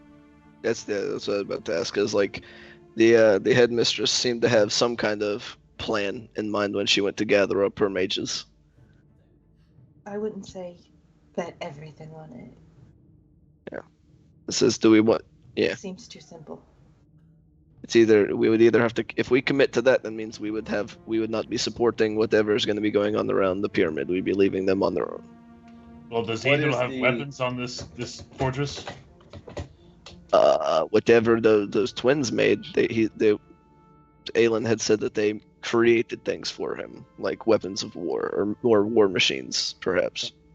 Don't we What think is the that, time until? Who's Aelin? God damn it! No, Nothing. you don't want to know. Don't we think that key he gave us would take us there? We do have that What? key. If we have that key, if we think You have a key. I can't remember. Did Milo examine the key and confirm that it had teleportation capabilities? He did. Okay, so I mean that could get us there instantly. Give it to me. Well, Let me see it. Crowley all hands of it over. his... Huh? With all of his what? All of his men down at the temple. Right. Oh, well, the important ones at least. Right. Can I Maybe get we like could an take control of his fortress. Use his weapons against Yeah, him. that could get us there much more quickly. And I mean, we don't know if the twins are still up there or not, so we might have to contend with them. But I can take a gnome. I think they themselves are less the concern than whatever they make. It sounded like their value was in their creative capabilities rather than their martial prowess. I can take 2 gnomes. Only 2? But if they're standing on each other's soldiers, then they have the height advantage. Then they're a dwarf. Regardless, that could get us there instantly. The only downside being we don't know where in there we're gonna pop up. Pretty good chance we pop up wherever that circle was that Kaushik went to. She knows the way from that circle, right? And we just won't know what will be around us when we pop up. Okay. But also we get there instantly and they don't see us approach. Right. And as much as I want to go smash Idro's skull, I don't think that is something we walk away from. Well, if we can drop a whole castle on his head, maybe you don't have to smash anything. It's a smashing for us. So, Crushed with rock. If I could inflict Perfect. enough damage onto Yidril. Dario speaks up. yes. Forgot you were here. Stealthy. Come on. And do you think you could mop up? I know you're in rough condition. Maybe. Yeah, Don't maybe. look great either. I'm still dangerous. Well, that's... What do you propose, I guess, to fight this Yidra with? These guys. I'm giving him these hands. Oh, run the fade, as it were. That's where we've been messing up. We've been trying to fight him with weapons. So you would stay behind at the portal then to intercept Yidril as he came to stop us from thwarting his evil plan. I could either start it for you, fight alongside you. It matters not to me. That's gonna kind of like look at the rest of the people like, is there something I'm fucking missing about this guy? Seeing suicide? I mean, I on did the tell you that he motherfucker? really wants to kill Yidril. I mean, look. I mean, how confident are you that Yidril can't just... You're on his side now. Well, if he's got a teleportation circle up there, we get up there, Uh-huh. destroy the circle. Uh-huh. Then nothing to teleport to. To that circle. You'll have to I'm come gonna admit, I have no idea how those magical circles work. That's more Milo's wheelhouse. We're outside of the necromancy stuff now. Sure. What would Milo know about the? What would Milo I was saying, know about out of character, teleportation stuff? it didn't seem like Yidril cast teleportation circle the last time he teleported. Yeah, I know. Who's unaware of these things? Yep, Milo saw that. Yeah, no, I mean, what are you trying to gather here? Because I think all this information, just with combined arcana between Milo and Decad here, could, and Crowley even, could easily distinguish that Yidril doesn't seem locked down by that circle. By it's a convenient any means. waypoint. Yeah. It just means I can definitely make it there without the normal hazards of teleportation. Well, if he teleports without this circle, that's, not really necessary then. It might stop his reinforcements from returning unless he carries them with him in his teleportation. Right. I mean, ideally, if we are using the key to teleport in there, the point of doing it is so that he doesn't necessarily know we're there until it's far too late. I feel like okay, so if this key works and if it takes us to the teleportation circle, then Right. we get there. What's our first objective? What do we think is the most Mother likely or thing the to engine? interfere? One lets him get back, get the vessel, and continue the ritual. The other, I mean, how long would it take to break one of these circles? they're pretty complex, so pretty easy. I mean, if it's fast, then I mean, there's no reason not to break it. There's a If we big can just pop in empty and you can go whack and useless circle. Yeah, he has a fucking big ass hammer. Like, that is easy peasy. So we get there, break the fucking circle. First order of business. Oh yeah, let's not fall for this guy. First order of business. Everyone gets out of the room first, and then he breaks the circle. Ah, good idea. Only he falls. Perfect plan. I'll catch you. Oh, not great. Doesn't work Yeah, for me. we prevent the use of suspected vessel. Second priority. If we're able to do that, we then try to bring the house down, as it were. All right. What about the people in the university? That's the thing is, I mean, I don't think we should go up there until they are going to engage. We want to make sure that he is fully occupied. So we're going to engage with them entirely, and then drop this fortress Yep. on our own. Correct. Okay. Yes. All right. Could we not redirect the fortress, perhaps? We kind of need it to fall on the device. Not if we want it to fall and destroy, and hopefully destroy the Eldritch device. If our people know to look out for it, they will at least give them a chance. Valentina Goslar speaks up. Jesus. To react and get away from it. Yes. Sure. Only tell the leader. From a The fewer mouths, the better. Sorry. From a humanitarian standpoint, the risk of loss of lives on our side is obviously there, but also we don't know what constitutes this travesty that he needs. Would causing more destruction in the city not potentially play into his plans? To some degree, we don't know. We don't know. He can't do it if he's squashed by a giant fucking rock, though. If there's no vessel, if there's no place to do the ritual to focus these moons, or however it's done, and there's no castle to retreat to, at best, we'll have to take to the field in a straight-up fight. But and this is just the city is saved. Yeah, we can this flee is just at an that option. point. And this is, of course. What's that, Brittany? I said we blow up the moons. We've already done that math. It doesn't work. It's a lot of firebolts. We don't know what type of weapon is on the ship. We don't know what these gnomes have made. We don't know what it is that they've created for him. If we find a moon buster, we just aim that bitch up and start. Hell fighting. yeah! It turns out there's just the BFG in there. We just fucking pointed at the moon. He's, Angel's prepared for every situation. He's like, what if I gotta get rid of the moons? Hey, here's how you'll find this station is for very operational by the time your friends arrive. All right, so is that the plan then?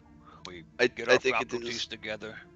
I think it's a plan. I mean, we still don't know what the university majors. It may very well that they are like, no, we have this kick-ass plan that's way better than your guys', and we may want to stick with that. Oh yeah, we should probably just completely wait till they figure out something. She seemed like she had an idea when she went to get her people. I think we should make haste up to the fortress, flying fortress, and do what we can. We need to make sure that he is at least about to be engaged before we go up. Do we have any way of getting in touch with Feathers then? With what? The woman, the Feathers. Oh, no. All right. We'll meet her with the ground forces close to the monastery, where they will engage. Because if we trip any kind of magical back alley and use the key and teleport up there. Presumably we'll wait. We need his attention, because if we get up there, what if he gets like a fucking ring in his head every time somebody steps on that magic circle? We need him to be occupied. Otherwise, he'll come to check, or send somebody else who he trusts to come and check, which could possibly be just as bad. Okay. And Dario is going to stay behind and guard the teleportation circle from all of the men that can turn him against us. I mean, if we break the teleportation circle, there's no need to leave a guard. All right. Cool. If you have better ideas, I am all ears. Whenever we figure out how to take this thing out of the sky, just everyone stay close, is all. Why?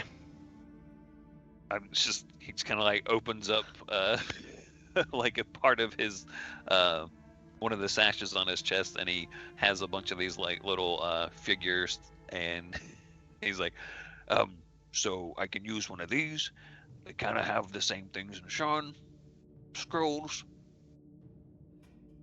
so we don't all splat on the floor dead. Is it feather tokens? It's supposed to be feather No, tokens. they're not feather tokens. They're homemade feather tokens. Oh, Right.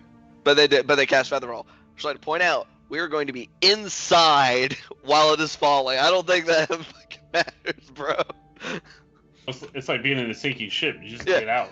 Get out. Yeah, the we'd way. have to get out first. Just for the sake of getting through this. Right. Oh well, I don't know if I have that prepared. Maybe this is a bad idea after all. Does anybody have shoot a giant hole in the side of fucking castle prepared? Like, Disintegrate. That's just as I good. do. how many walls can disintegrate get rid of in a row? Maybe they got a window in the engine room. Okay. You know, dwarves are good at making holes. Hell yeah. Yeah, as we're falling. Shining Vanguard, I hate to put pressure on you, but Yep. we've talked in game now for 2 hours, whereas a short rest Yeah. is but one. So we will go on to break as the Shining Vanguard finishes up your short rest, Okay. and you begin to hear out of the open window deep chanting that stretches across the city in Yidril's voice. Oh, shit. That's not good. This dude's fucking Sarumaning it. We're hearing him from the top of Orthanc. Like, Correct. Just close the window and we can rest for 10 more hours. You just close the window. So Look over there. Close our eyes. Koshik is putting in earbuds. I will say, Shining Vanguard, I need to ask you a question, or rather, not Shining Vanguard. Please step out of your character shoes and into your own bodies once more. My dear friends, I need to ask you how you would like to do something at this point, because there are a couple of things that that you could assist on and we could have on screen or not. We could continue to follow your journey here all the way through as you go commando inside of the fortress itself, right? And follow your characters through that. There is also where you're going to be going to the front lines, a war that is going to be happening beneath you, your characters themselves, unless you plan on partaking in that frontline battle war. It sounds like at this point you have planned to diverge from that, though, and go off into the towers themselves. Plans can change, I'm aware, just so I know what I need to be planning on back when we get back from break here. There is also the option here for you to control some of these troops and see how this war beneath you plays out before stepping back into your own characters. So to sort of determine how our break goes, I would like you, before we do go on break, to make that decision on what you would like to do.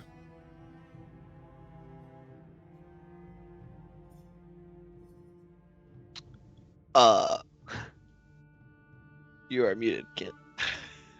So the war below are the people that are trying to assault the monastery and get through the Bone Knights thing. Correct. Okay. And we'd be taking control of NPCs for those? For Correct. that? Cool. Unless you decided to divert from your current plan and take part of it as well, where you would also step out of your character sort of, but your characters would give those troops certain bonuses, depending on what troop you're a part of. Interesting. You would give them bonuses being in their units, of course. So. Oh, So man. the second one seems interesting, but I also personally want to jump into the mix with trying to handle the Idril problem. So I think the real I'm s- issue right here is you guys deciding on whether you want to give the troops boons right now beneath, or if you want to try to solve the problem by cutting off the head of the snake sort of deal, and just hopping in and into that. So how does it affect our overarching timeline?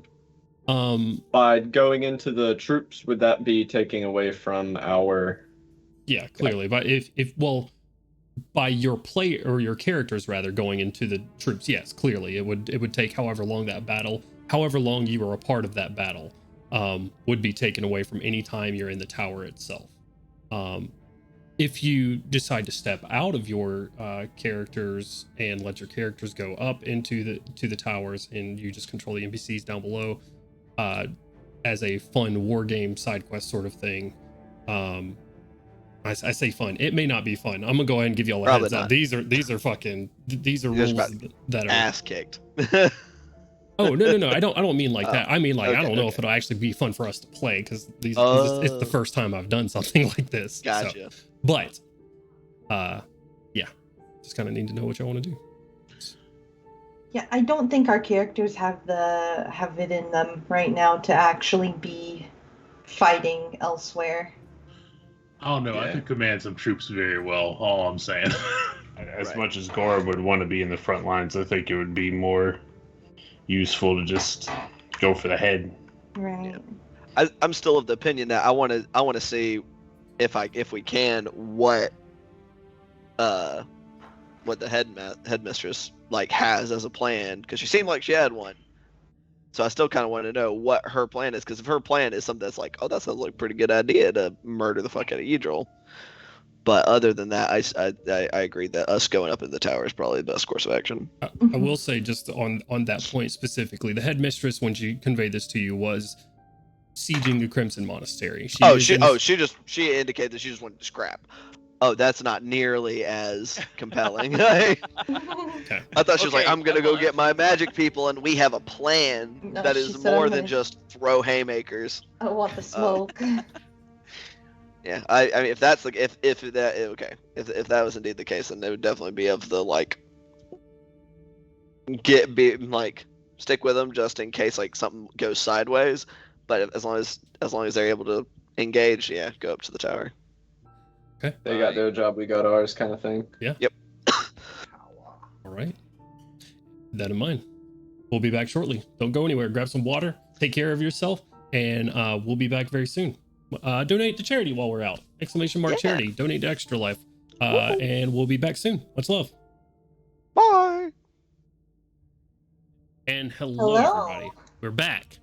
Bye. Yes, Zenith, there will be some more Eberron goodness. We are here with it right now. We were on break, so we were deciding some things. So welcome in. Welcome to the party. Glad to have you here. We are just getting back our players here in the midst of a city siege from an undead army, taking a short rest inside of the king's summer home, as the god put it. A mansion, as it is, in the middle of this city, completing a short rest and also planning for what their approach will be. Coming to some revelations throughout conversation with each other, also reaching out to Malevenor, the mummy within the Crimson Monastery, letting him know that he needs to do his best to try to destroy the Eldritch device. They know that message was received, or at least they've been told that message was received, but there was no response to it. He has agreed to continue to reach out to Malevenor. Last we left off, our players have decided now, after their short rest, that they need to get to the front lines, unless any minds have changed over the break. That they need to get to the front lines. I think we lost Brittany, or she's saying very, very still. Okay, no, we lost Brittany. That's big frozen. Anyways, Get your screen caps now. You got it, boss. Every program on my computer just simultaneously closed. Nice. Well, you're making a very interested look, so we'll continue the recap until you unfreeze.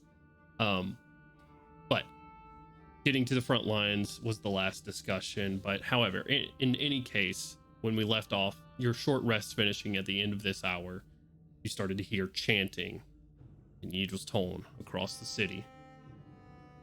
So, Shining Vanguard, what would you like to do? Oh, is this not actual words or anything? Not in a language that you know. Oh. So we know he's doing magic stuff. Does that change anybody's opinions? Yo, let's get up there. You just want to go now? It sounds like he's in the middle of some shit. You know what I'm saying? Mm-hmm. But we also the troops aren't supposed to go until like a little bit from now. They're not going quite I yet. will Well, it sounds also like he's say, doing just the ritual. for everybody's timeline, and Dekad might not know this, but for everybody, for the timeline, you still have 2 hours roughly. So this is not a final moment in any sort, but seems like a ritual. Correct. I think Gorham hit the nail on the head there. He's doing something, but this shouldn't be like the thing. And we do need to make sure that before we go up, regardless of whether we wait until they hit, that they are on their way and about to fight. Sure. If nothing else. Let's go ahead and get those guys in position so we can move. There should be some guys out front that are going to be heading that way as well to give what help they can. Milo lurches to his feet and starts locking down all his gear. All right. Well, that sounds like it's go time. Yeah.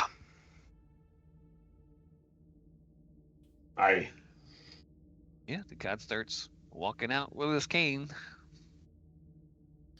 Filtering Okay, out. is he limping? No, his cane Oh, doesn't okay. touch the ground. He just walks with it. Gotcha. On the way out, I just wanted to stop by Jeremiah real quick, just as everybody's filing out. Yeah, he's sort of just fiddling with his fingers as you guys are all sort of walking out. Jeremiah, I have one more favor I want to ask you. Sure, Mr. Gorm. Or Mr. Gannon. Who? I'm sorry. I'm over here, lad. It's been a I'm long taller than that. night. Come I'm on. sorry. If shit goes sideways here, whether you have to go there yourself or if you have a way to talk to him from far away, you need to let your uncle know what's going on. If you guys have to go back to Flamekeep, go back to Flamekeep. Let them know that if this fails, Undead will probably be leaving Karnath's borders before too long.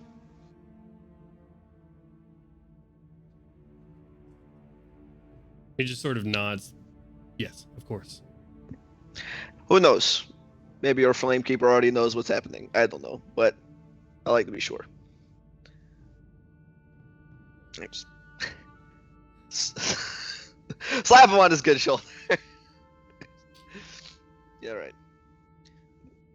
You and your friends keep each other safe, okay? You as well. Yeah, and head on out.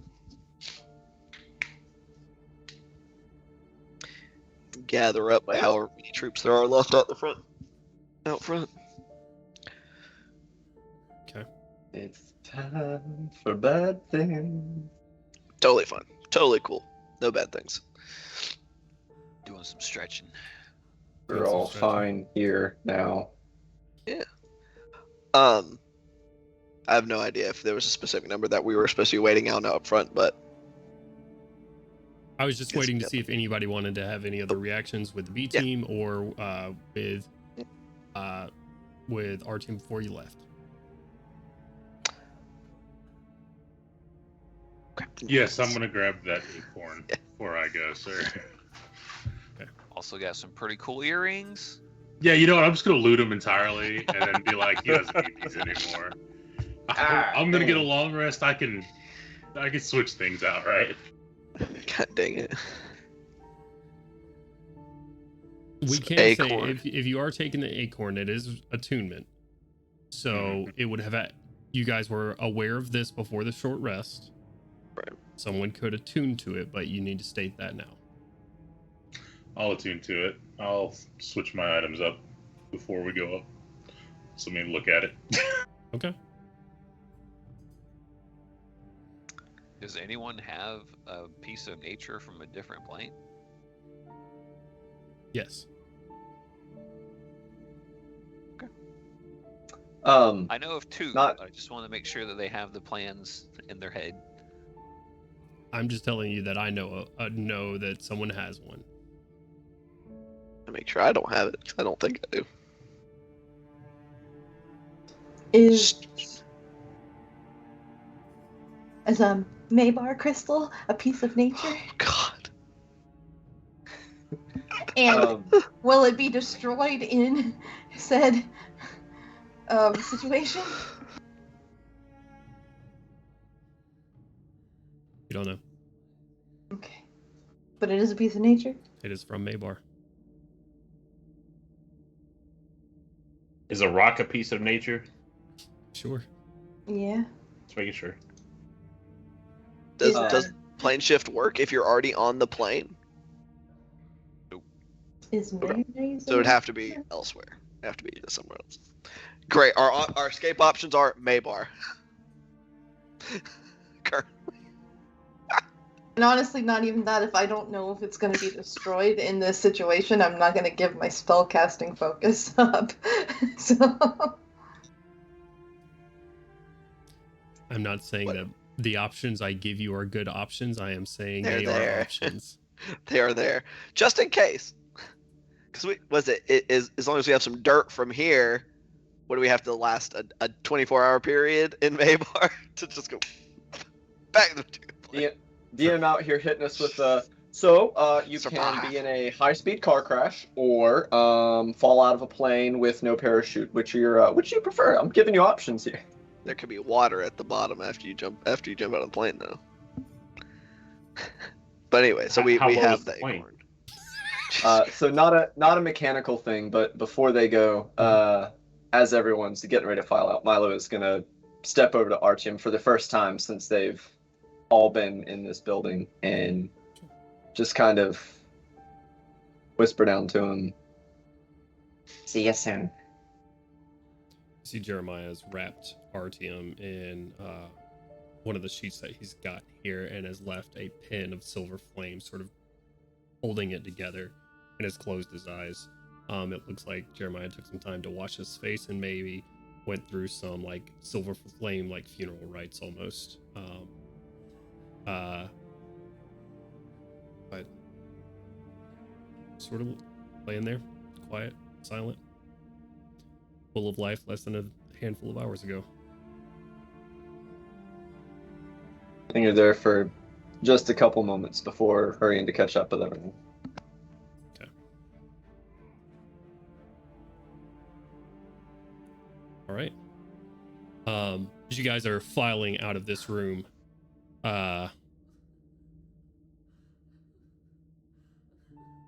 making your way down the stairs, the people in line filtering through here. Rescue party still coming in with various numbers of people, 4 or 5 at a time, sometimes more, sometimes less. You guys step out onto the front sort of area that's gated off out into the outdoors again, snow covering the ground. A group of about 20 people awaits you.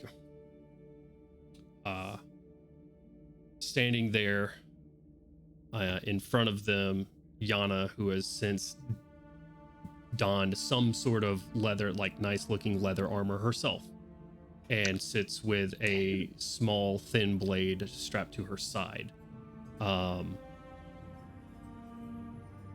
She's waiting out there for you, nods her head to all of you. This is what I have been able to get so far. Everyone else is essential at this point. Every little bit. Well, we're heading out now.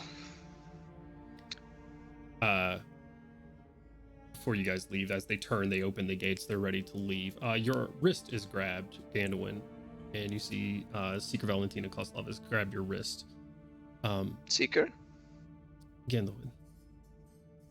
She takes your hand and puts in it an envelope that feels like it has a little bit of weight to it, and closes her hands around like both of yours and the envelope itself and says, "Pray after the battle. You need not cloud your mind with other things right now. You have a very important mission, and I hope to speak to you afterwards."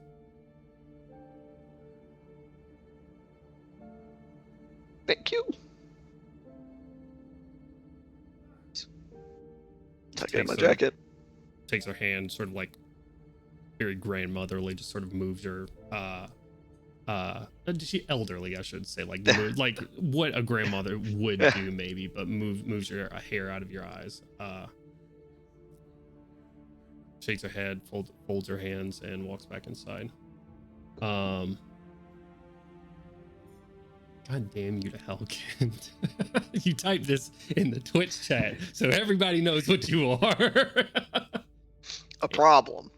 A problem. Anyways. So Shining Vanguard heads out with this troop of people, I assume. Yes, sir. That's Okay. my plan anyway. Is anybody else doing anything? Otherwise, Yana is heading towards the Crimson Monastery, where she knows other troops are going to be waiting around the area. Right. Well, we had done the skywrite to tell them to meet over near the gold mines. Right. So that's where Right. we would be trying to lead them as Yep. well. Okay, so you're going to lead them over there? Mm-hmm.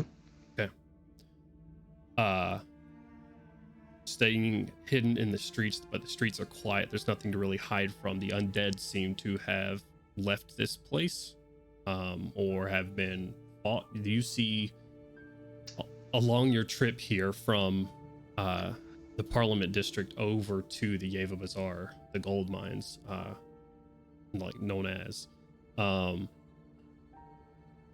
bodies, both of citizens, of undead, some, an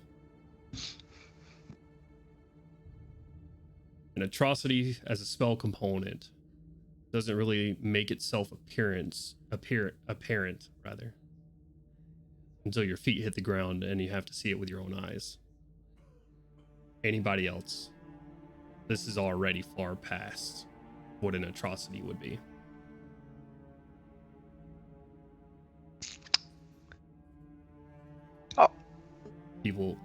People slaughtered in their hometowns. People that were just living. Earlier today, and with some sense of hope, some of them were able to get away. But this is a march for the Shining Vanguard. It's reminded of who didn't. Could have been a lot worse. It doesn't make it better. You make your way through the streets. It's very quiet for the most part, especially from Yana and the soldiers that she has brought here.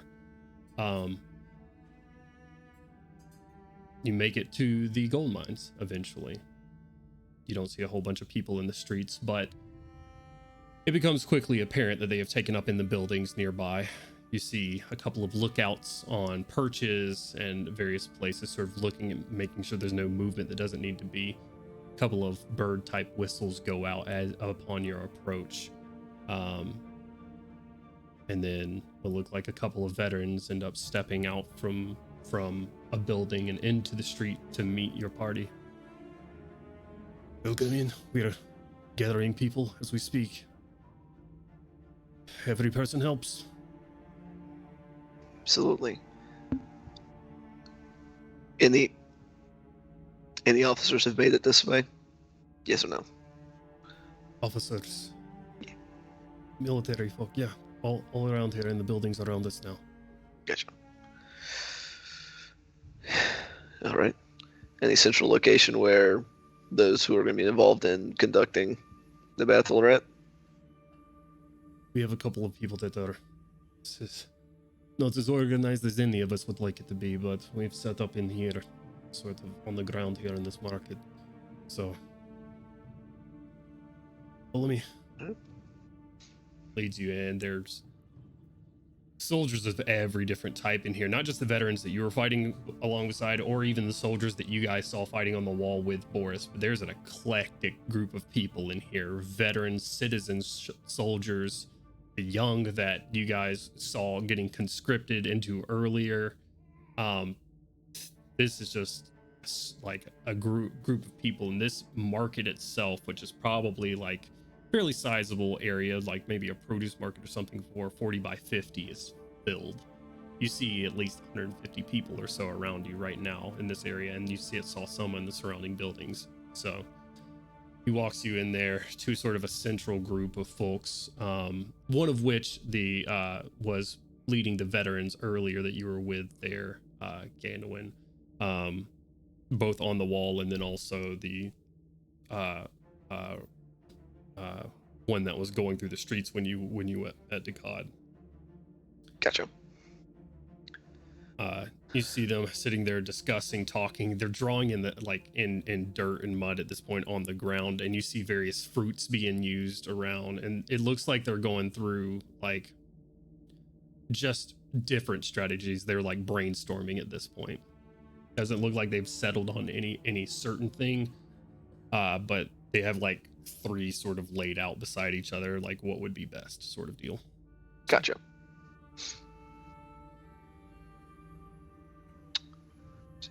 I'm walking up to him and. Alright, so you all seem to have some kind of plan that you're working on, or a few variations. Hello again. Yes, trying to. Yeah. All of them suck. None of them are very good. Yeah. The monastery is fortified in and of itself. From what we can see on the outside, it looks like we probably have them in numbers, but numbers don't make up the difference for the living versus the undead. Some of us have the skill, some not. So About how many are here? we can give you a good estimate. Rough estimate. 300-400, maybe.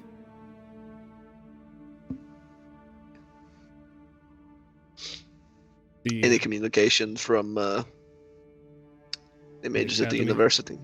Yeah, the Indeed. academy. They have sent over some communication. She says she has a smattering of people who will be helping us in the air, so hopefully to cause distraction, maybe pick off some of them quickly. As long as there are no surprises, this should go okay. And as long as we do our part.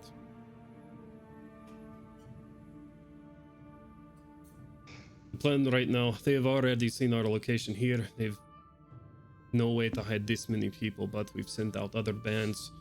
He's like pointing out the fruit around and like a square drawn, and he's like pointing out the fruit where like, and you see like a bunch of bananas where denoting y'all's location, and like grapes and stuff on the other side small. It's I mean, this is, you do what you got to in times of emergency. So he's like, we've sent out other sides, hopefully, because they've already diverted.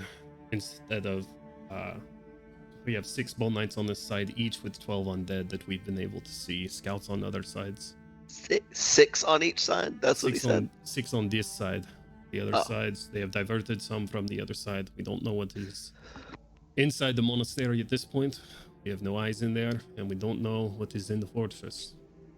But we have smaller fortresses around. We should hopefully be able to overpower the short ones and then come up behind the main fortress here. Depending. Are those gathered here? You're the intended to lead the forces? In whatever groups? Sort of looks around at the group in front of you. Yes, us. Alright. If all goes well, you won't have to worry about the castle. I'm just gonna nod back at like the rest of the Shining Vanguard. Plan is that as you and the mages move to engage, we are going to make our way into the fortress. Hopefully neutralize whatever threats are up that way. And ideally screw up his plan pretty bad. And quite possibly drop it out of the air. Which you all will need to keep an eye out for. It's big. But if you're watching for it, you can try to pull everybody out if you're still outside. It's going to hit the ground. Whoa, that's a different character. It's going to hit the ground and probably fall in a direction. Those towers are pretty tall, so keep an idea on the wind. There is 3 of them, so Right. there is no, if you knock it out of the sky, there is no guarantee they fall in one direction.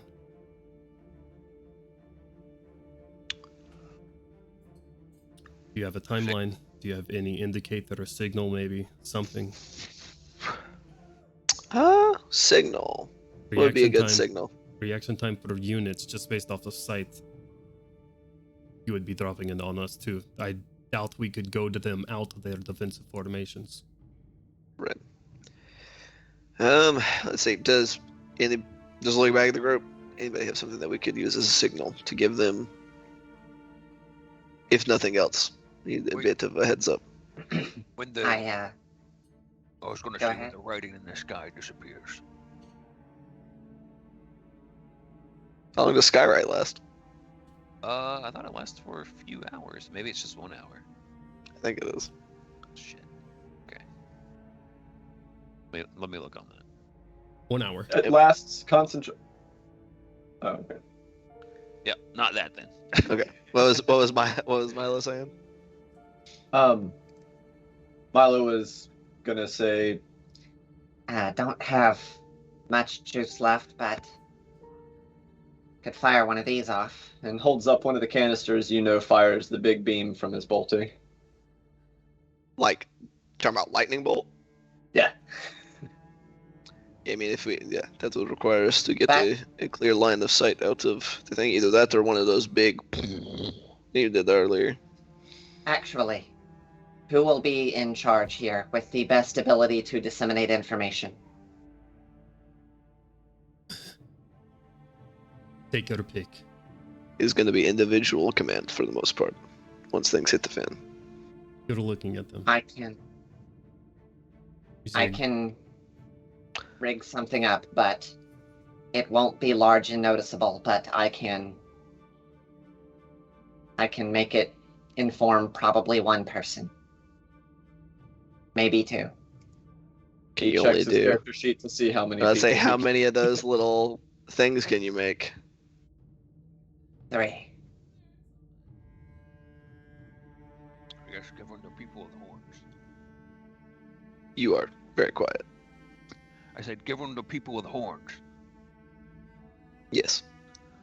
You guys can, if we can notify several people, and if you can, auditory horns or any other kind of signal to the rest. ideally, we would have 4 people notified, at least one for each side of pyramid. If not, we'll take as many as we have. We'll give it to someone who is able to make a louder signal, and hopefully, and he just listens for a moment. And you hear the steady chanting. Hopefully, it overcomes whatever the fuck that is. Yeah. Milo will go ahead and prepare 3 magical tinkering tokens. Can you only do shedding. Yeah, one of them is occupied. So Dude. he has. They are rigged to shed bright light in 5 feet, dim light for an additional 5 feet. When those stop giving off light, we're about to bring it down. Quick question on the action economy of that. Does it take an action to do, or is it no action to let go of them? Just so I know. I am double checking real quick. Yeah. I know to create it is an action. As an action. Oh, okay. Never mind. I would have to touch it. Well, here. Okay. Yeah, I would have to touch it to make it work. Fuck. You have to touch it to turn it off? I thought you could just release it. Can bestow the chosen property lasts indefinitely. As an action, you can touch the object and end the property early. Oh. Gotcha. I could exceed it and enchant new ones, which would kick the ones on the back end off. But the one that I gave the bug guy would be the first one to get kicked off. So Does it before say that? You can bestow magic on multiple objects, touching one object each time you use this feature, though a single object can only bear one property at a time. The maximum number of objects you can affect, yada yada. If you try to exceed your maximum, the oldest property immediately ends and the new property applies. Gotcha. Wouldn't that mean the one on the Bugman has been gotten rid of before now? I have not Or exceeded no? 4. Okay. Gotcha. I have been very careful about keeping that one up and going.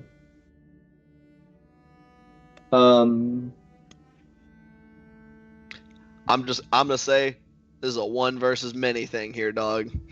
This is thousands of people. True. So I could do it, but it would take 4 actions. Right. Because I would have to Alternatively- infuse 4 new tokens. Unless anybody has a better idea for a quick communication, because it's either that or pray that we're near an opening that Milo can shoot either a lightning bolt or a fireball out of. Those are the 2 options that Milo can offer up. Right. one requires us to be near an opening, and one requires 4 actions. So almost 30 seconds.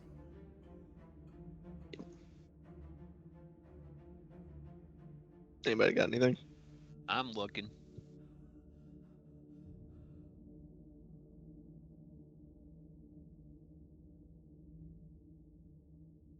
Nothing that wouldn't require concentration. There is one other option, but it would only alert one individual. I can call back my other construct, leave it with you, and when it disappears, calling it back to myself again, that would mean we were ready.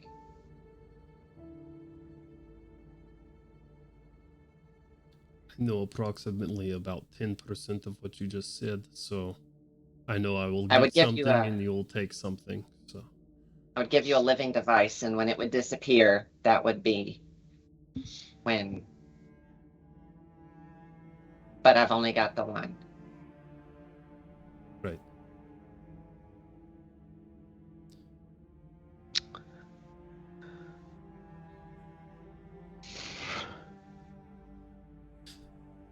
I'm okay with whatever you can make happen.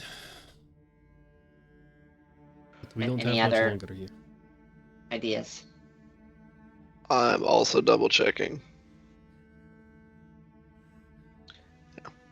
Let's see if I have any items that could work in a way that could be used in such a way that would work, but I don't have anything.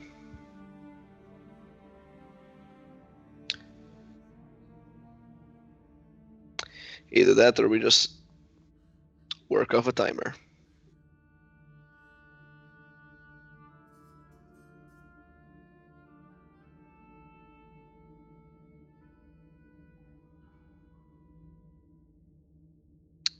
Dude. Does anybody? Oh, god dang. Old habits die hard. Does anybody have anything they can make a loud noise or a big flash with? Anything at all? Nothing Points at that Milo. would work. I would still need to be near an opening. That was the yeah. All Big right. thing is we would need an opening in the side of the castle. Which I guess you could use Firebolt and not expend a spell slot, but the same thing applies. You That's still not need- nearly as noticeable, dude. It's We a need something 120-foot line, same distance. That's a straight line, whereas Fireball is a big No, I was spear thinking lightning bolt. or lightning bolt.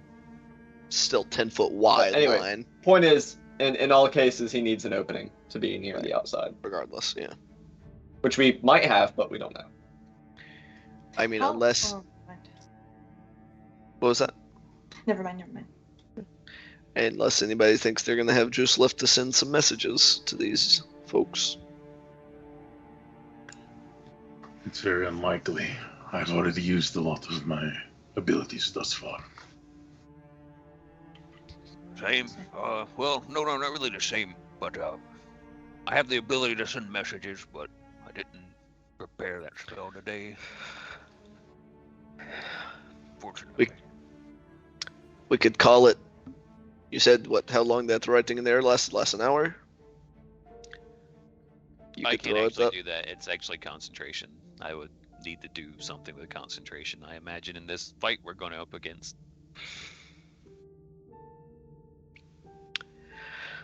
Then it might just have to be a best guesstimation. Don't get too deep inside the facility. And be light on your feet. There's also no guarantee that we're going to drop this thing. That too. It may not be possible. We're going to look into it though. Okay. So, which option are we going with? It sounds like All we're of the on above. option If of we could.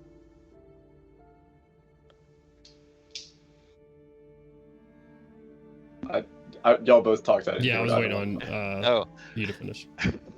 All of the above. If you see some stuff coming out from up there, then it's probably a good idea to get out of it. Get out of the way. We'll keep an eye on it, and if we don't see anything, but it starts swelling, unfortunate. We'll take that as our letter to get out of there. Right. Milo will pray for forgiveness as he prepares all 4 tokens. Okay.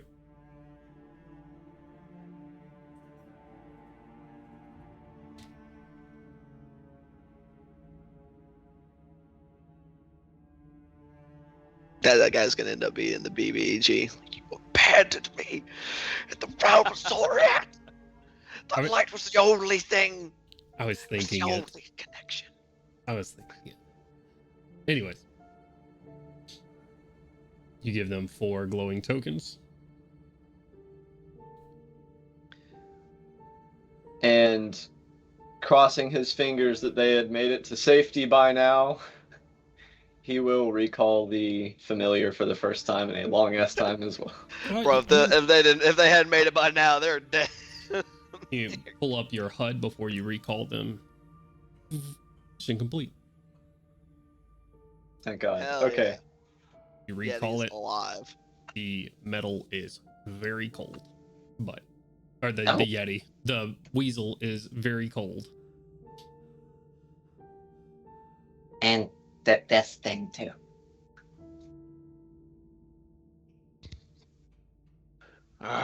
Damn it. Kind of cute. I And know, the right? same thing with this thing. And I'll reach under my pauldron and pull out an onion.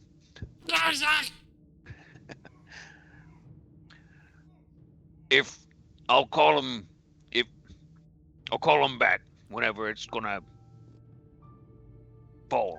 Just keep it safe. Don't let anything happen to it, okay?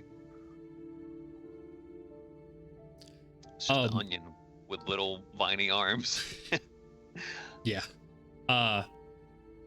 Punches into your arms right now. Not enough to do damage. Let the fuck go of me. What do you mean? It's for if I'm gonna save you before the thing falls, or I'll be dead. It doesn't matter either way. But whenever you leave this guy's or whoever he sends you with's person, then they'll know that they need to run for their lives. I'm not supposed to leave your.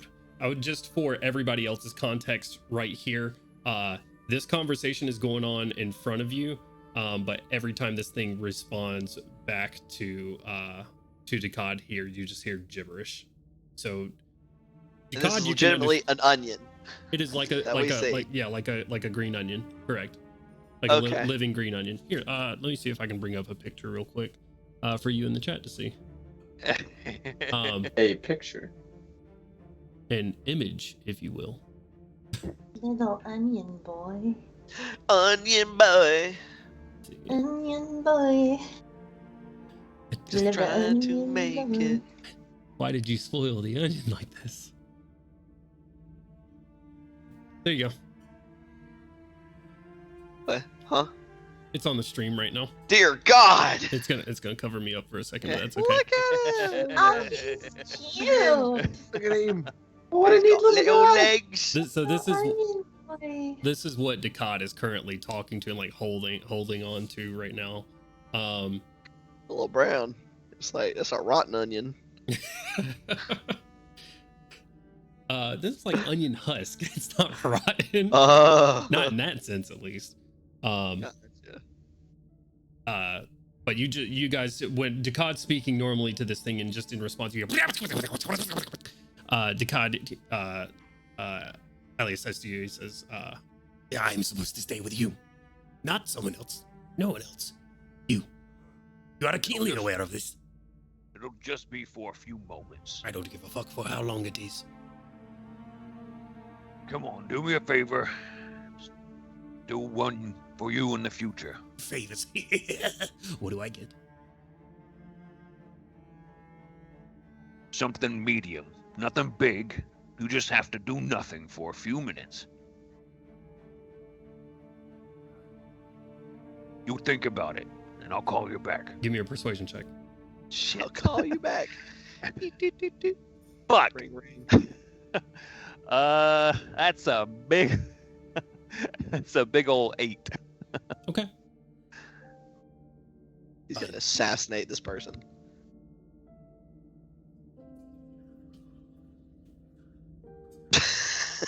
Is that the onion crossing its arms, or is Yes. that just you, DM? Oh my god. You're muted. Just point at that guy. Keep him safe.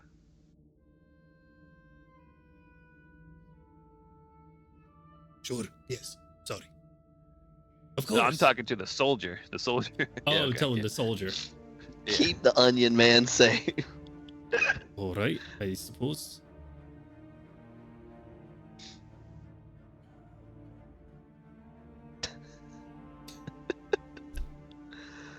Oh, this should not be humorous. Okay.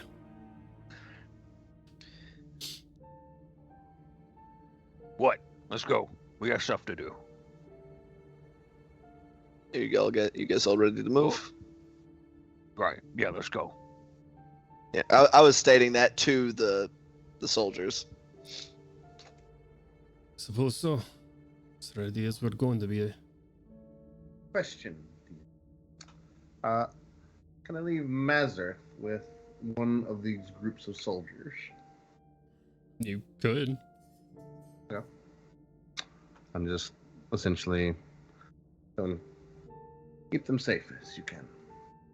I will say that is a large portion of your combat prowess to leave here on the ground.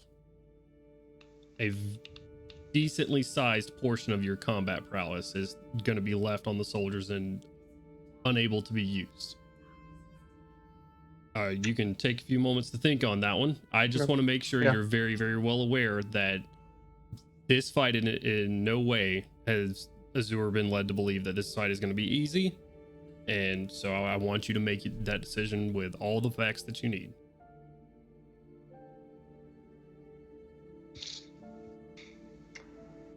Up to you. Still 100%. trying to think if he would even fit in the castle. Oh, yeah. He's medium, right? Yeah. He is a medium creature, correct? He He'd he fit. could maneuver around the fortress.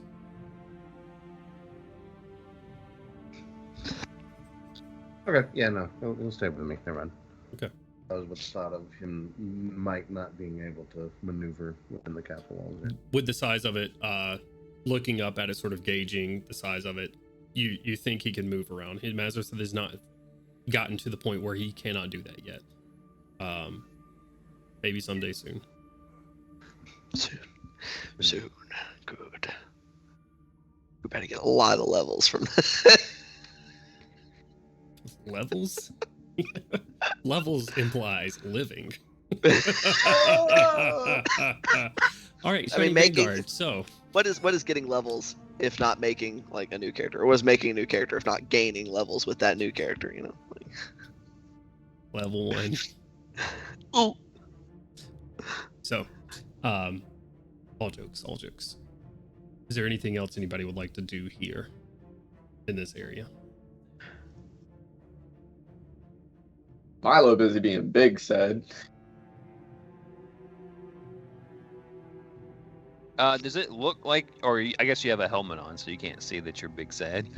You just hear echoey weeping. Are these guys are I got moving now sounds to from kind of gather up?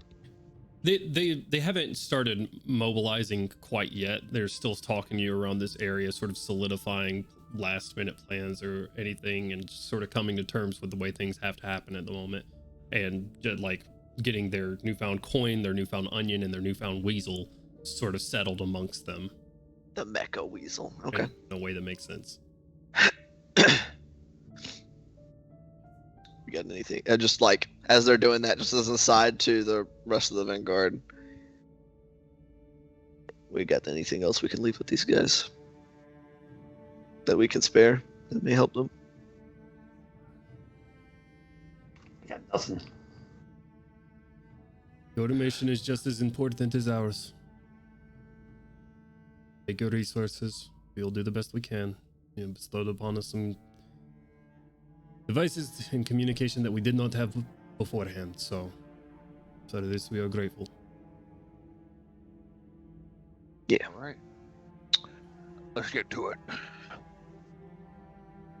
1 sec. So it says, I'm gonna go ahead and get everybody gathered up and ready to go. We want to make sure this goes down at the same time, and I don't know. I feel like we should say something to them before this starts. You have something to put fire in their spirits. I will 100% back that. Just glancing around the room, because you said they're like citizens who are pushed into pressed into service, veterans, Oh, yeah, actual soldiers. I'll say it like this. This is a group of the people that stuck around, is what it is. Right. This is a group of people that have very well have come to knowing that this is likely their death. Maybe. You said there was like three. He had said like three, maybe 400 people.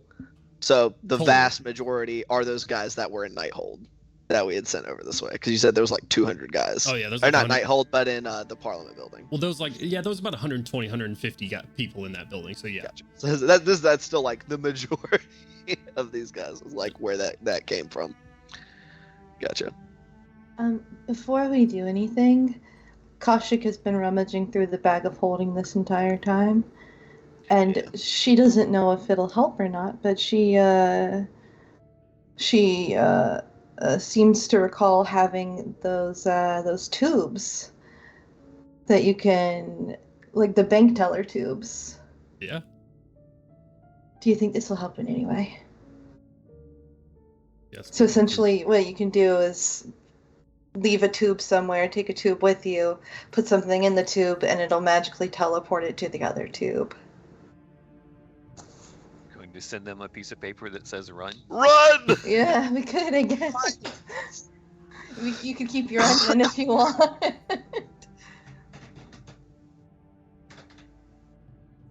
What we have attached 6 ways of indicating to these guys, right? How many people does that cover? That covers a fair few of the like commanding officers. Yeah, that covers everybody on every side.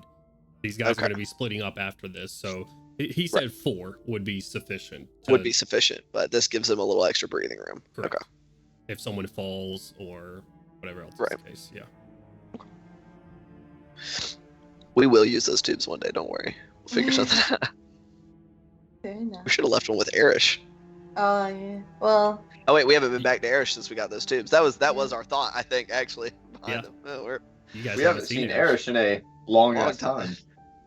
He's on a cruise. Some of you haven't seen Erish at all. Ever. Who is this Erish? Who's Erish? Don't worry about this, man.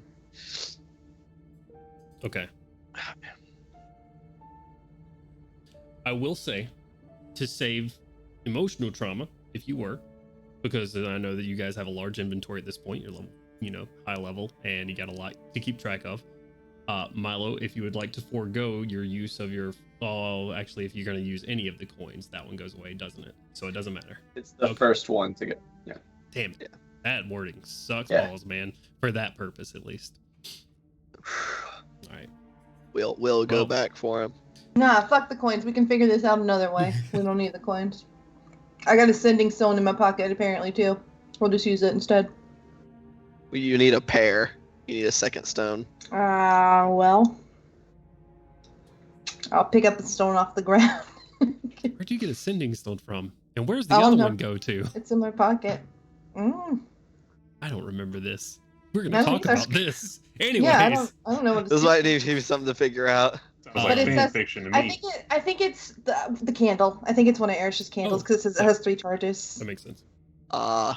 That makes sense. Yeah, that function as a sending stone. That makes sense. Mm-hmm. We can talk to Erish. Erish, come warn these people. We're gonna drop a castle on them. All right. Okay. So we're. You see, as you say this, they start standing up, and to save my neighbors some headache that those live around me, shouting occurs to get soldiers at attention, and to quiet people down. And within a matter of seconds, people are silenced and sort of staring in. We got the whole bitch. You got the whole bitch looking at you right now. The vast majority of them. Okay. I'm gonna stand up on something. I don't know what. I'm gonna Kicks stand on something. Sure. I mean, this is a market, so they're like rows Yeah. of like fruit baskets and stuff. You're standing at a slight Sick. angle, but it's Sick. That's then I Serviceable. look like a pirate. That's yeah, cool. you look like Captain Morgan. Whoa! I'm really sad, Captain Morgan. Dear God, the wish, the wish, Captain Morgan. All right, just gonna kind of take a look around. This sucks. This is not very many dudes, not very many people, and also, well, mostly to save my father from my shouting. Just in a voice enough that'll carry. My brothers and sisters in arms.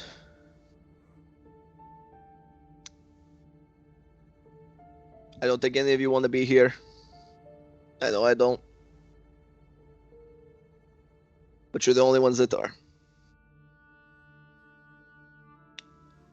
Some of you have been soldiers for a while. Some of you aren't anymore. Some of you never have been. But you are right now.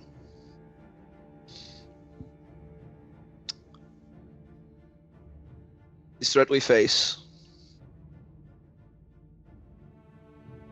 seeks to wipe everybody here out.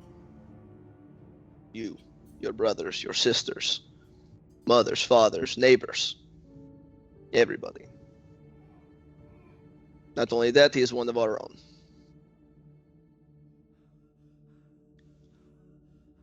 One of our own who turned his back on our country, on its people, and now seeks to return in a way that will destroy us.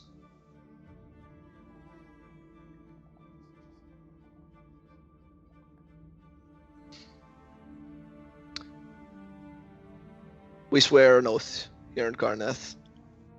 When you enter these services, you're supposed to mean something. It meant something. Just kind of making sure to actually look at some of the people who are either veterans or are active soldiers now. It meant everything to me for a very long time.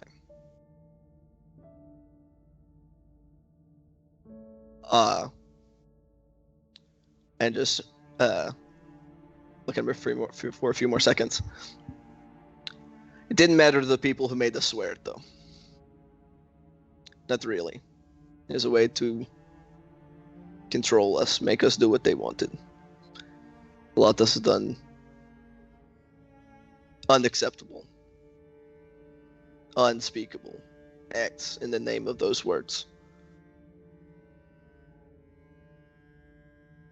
But that was when we swore them to them. Today they are for us. They are for your neighbors. They are for your siblings. They are for your father, your mother. They are for the people here. Because we shall stand tall in the face of our enemies and never falter. Because that is our honor. We shall not fear death. Is to die is to serve. And to serve is our duty. We shall give of ourselves to aid those whom our shield protects. Because that is our pride. And we shall bleed freely and frequently for Karnath's people and his children, as to their glory.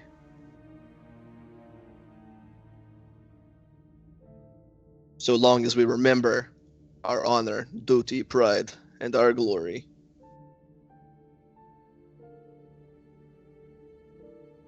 we shall make it through the night.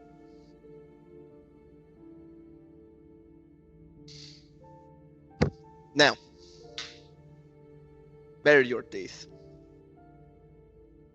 Make sure they know that they are not coming for sheep, but for wolves. And I'm just gonna one hand up. I'm gonna use minor illusion to project a 5-foot cube worth of our Karnathi battle standard, but.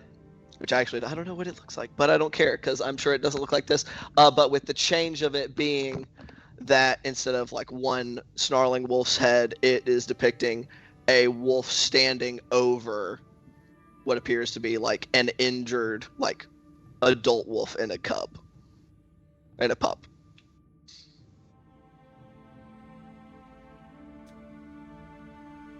Awesome. Sick. So with a check that I'm sure you will hate me for, but I would like a check from you. What you want? Give me persuasion or performance, your choice of the two. They're the same. Okay. And I'm going to say at advantage, and I'm going to tell you what your DCs get you. They may not make sense to you now, but sure, maybe later they will. DC 8, as these are the people that are sticking around, there will be no morale test to see if they stick it through battle. DC 8, there will be no wisdom saving throws to see if they stick it and see it all the way through. DC 12, you grant all of the troops here an inspiration point to use, plus all of the previous bonuses. DC 16, you give them +1 attack or defense bonus for the next battle that they are in. We know which battle that will be, plus all previous bonuses. DC 20, they'll be immune to all fear effects, plus all the previous bonuses. That's what I got for you. Okay, that works out because I planned on this from the beginning. I would like to use my birthday 20 on this shit. Hey! All right. Was 20 the highest tier? 20 was the highest. Birthday 20 makes it a 21, no matter what. So 20 was the highest tier. I don't know if the rest of the Shining Vanguard will shout along with her, but nearly the first one to raise her sword and yell, Yana, sitting right behind you, screams a battle cry.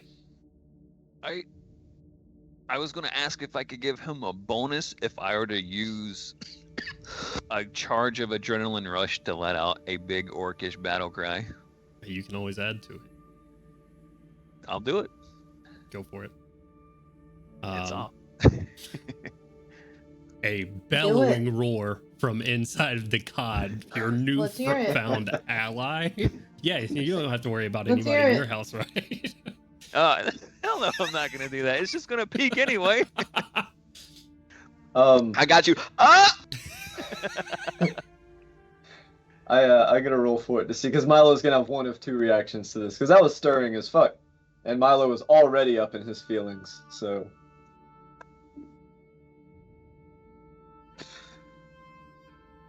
oh, he's screaming. There's a shrill, nerdy scream, battle rage going. Yeah. It's not through his armor filter or anything. He's just screeching. Oh god. Oh. A chorus of I'm not yells gonna and replicate battle it. cries. While not necessarily for the best thing for stealth and keeping out of the eyes of the enemy, they certainly have already known that they are there and have planned, but you've boosted the morale of this group significantly, and they're here to fight. That's all I can ask.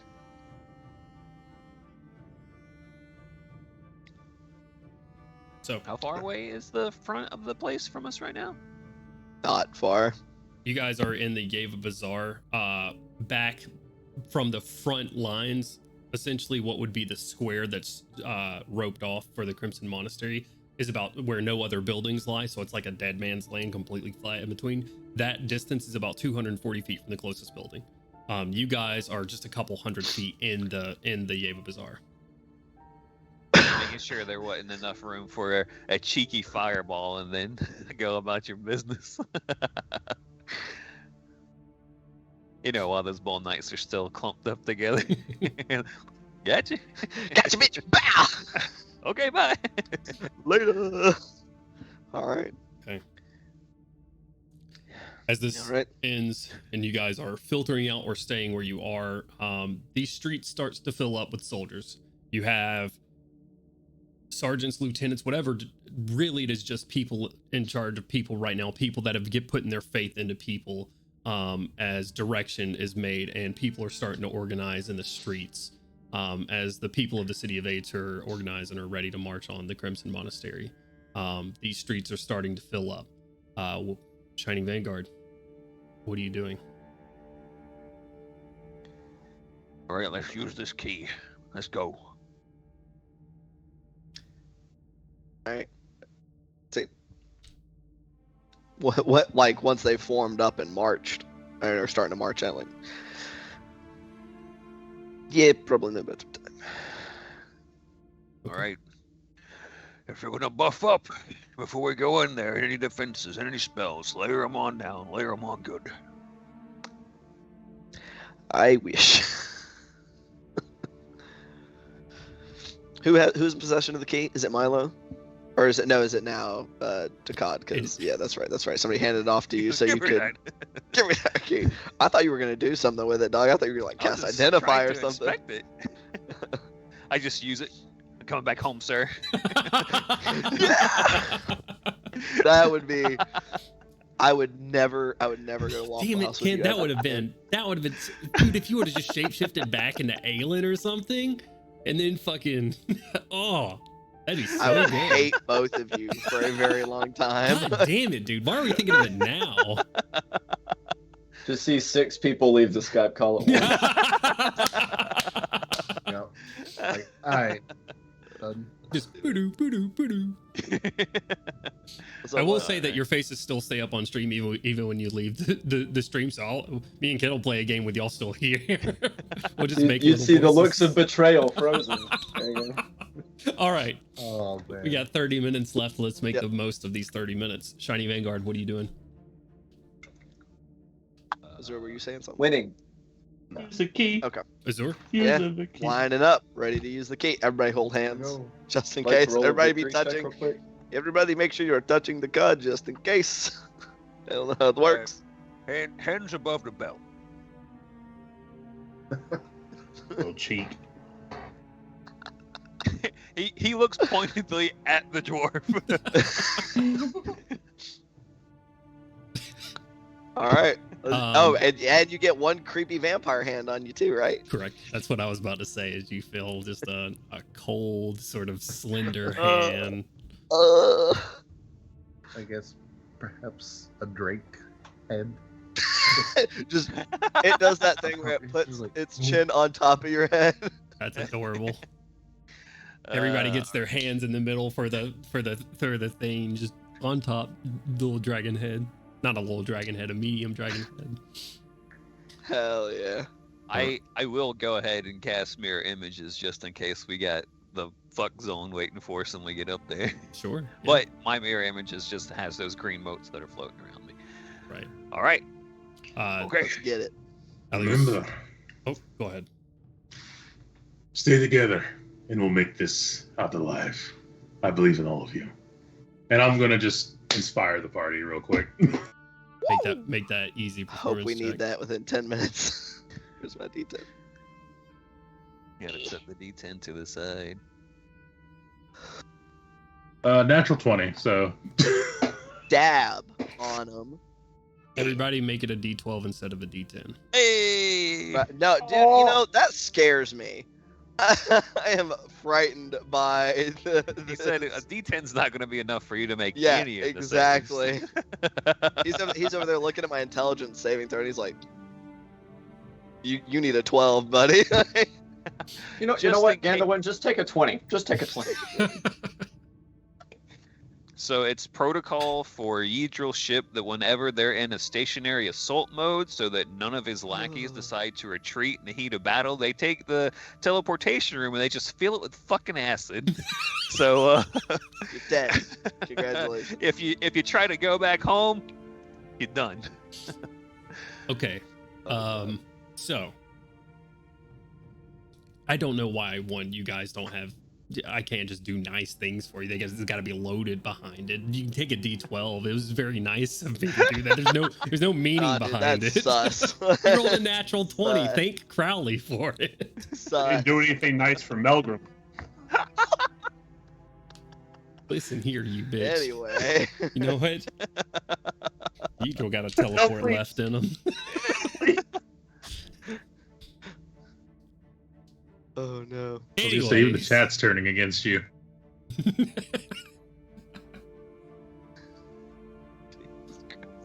All right. Shiny Vanguard. Ducat, I suppose you are do using it. the object? Yep. Okay. Make me an Arcana check, please. That's 17 plus 9, 26.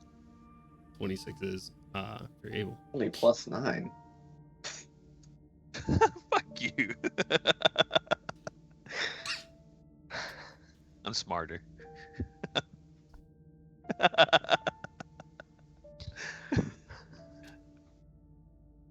In a flash of purplish energy, where the Shining Vanguard once stood,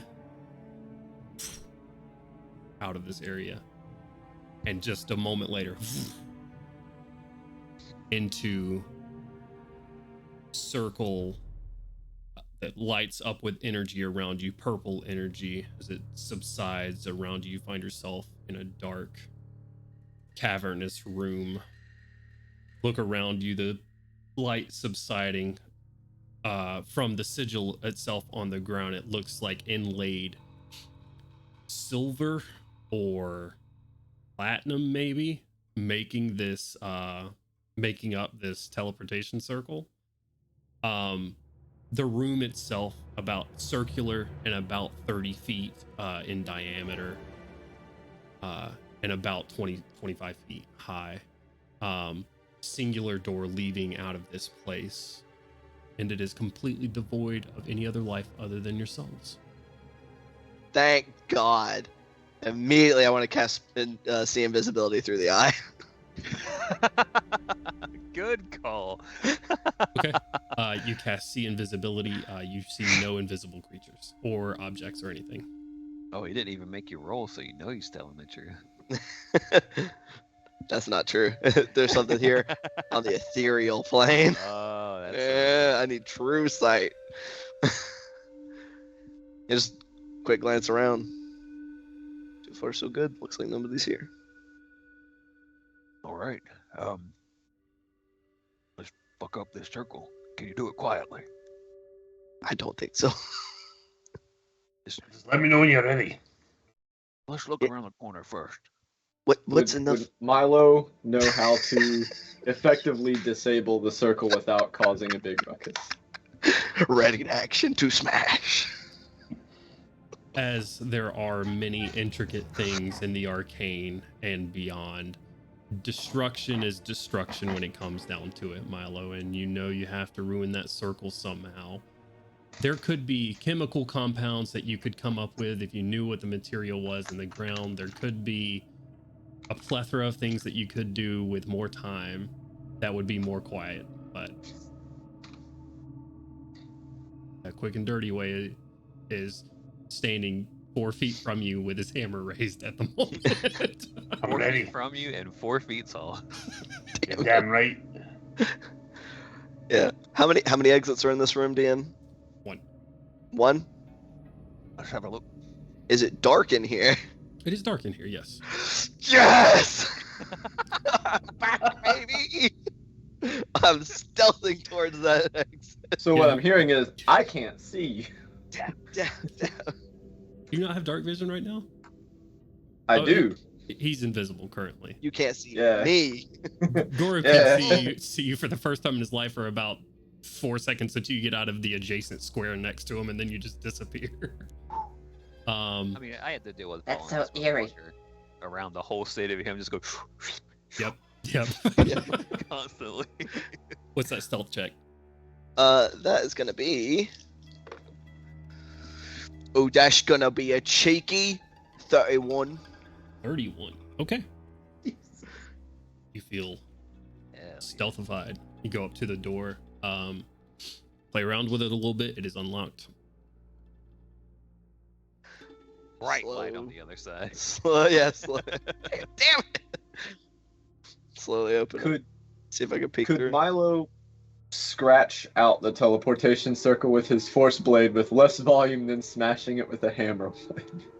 It's a gonna cause the same. I mean, that's still gonna cause noise. You're talking about force going through stone and metal at that point. It'll be a different kind of sound. If It's we not a time, lightsaber. It's not heat. You're not melting it. It is a force blade. It is just magical disruption of matter, is what it is. Milo, I have a question for you. I was trying very hard. Yeah, what's that? Since you're a scientist, I think you can answer this. If a hammer smashes through a teleportation circle and no one's around to hear it, does it make a sound? Oh my god, we are around to hear it. I'm sure Milo will know that answer. Then we can explore it later, at the DM's discretion. Everyone, do you see anything? Yeah, I'm just like I said, kind of open it as little as I have to kind of peer into the next space. Yeah, give me a perception check. Okay. I mean, so this is a structure and it's in the air. Does that count as being on top of a structure? No. Good try. No. Good try. You're not on top of this structure. Oh, that's really bad. 13. Oh shit. Yeah, no, you see I rolled nothing. a 2.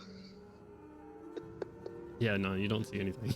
It looks I can't see looks myself. clear. It looks like a hallway going into the next one, going into this area, but sort of like What is this door made of?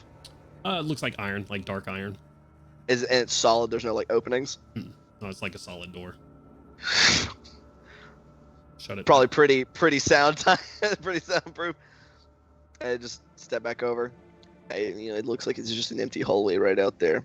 All right, And the door's made of metal, so hopefully noise will be contained within this room. Is it possible to use thaumaturgy or prestidigitation to muffle a sound? Does it say they can do those things? I don't know. I don't think so, but I mean... Actually, how badly do we want this to be silent? I don't care. We need to do it fast. Alright, just in case. I'm just gonna kind of gesture and just like tap my finger on the air. A ripple's gonna expand around and use 2 key points to cast silence. Oh, no. there you go. Okay. So I got fresh key points from that short rest, so Smash. casting these spells is the best way for me to use them anyway at this point. Okay. Smash and slash then. There we go. Danoin waves a hand. The entire area around you, everybody can't hear anything. Your own breathing, your own footsteps goes completely silent. Smash. Okay. Slash. Can I get a couple of attack rolls from Gorham and Milo? Are there any other precautions that are being taken before you do this?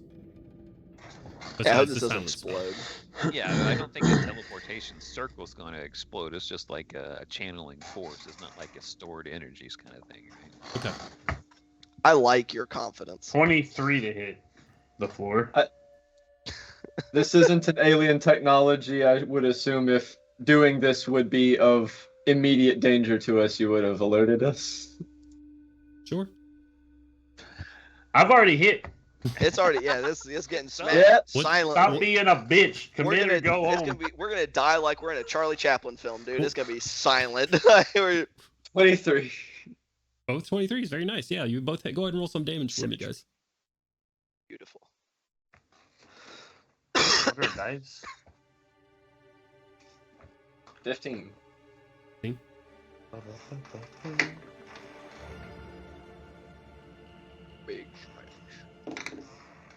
Ooh. Oh, Lord.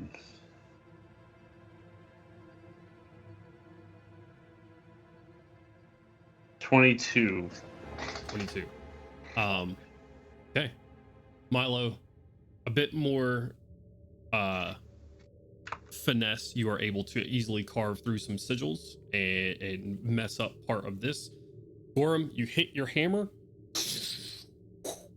Brick falls into an expanse. I'd like you to make a dexterity saving throw for me, please, as you smash through the floor of the entire fortress, and below you, you see the top of the Crimson Monastery. Oh, And as you hover about 150 feet in the air currently. Oops. We joked about it, and he made it a reality. In Nice. silence. 9? 9. 9. 9. The momentum of Gorham's hammer begins to take him through the hole Nice. itself. Telekinesis to pull him back to me. You can use is that your feet that you're using, or are you using the spell? The feet, not the spell. Okay. Yeah. You're gonna try to push him back. Yeah, push, pull, same thing. I'm willing. I'm willing.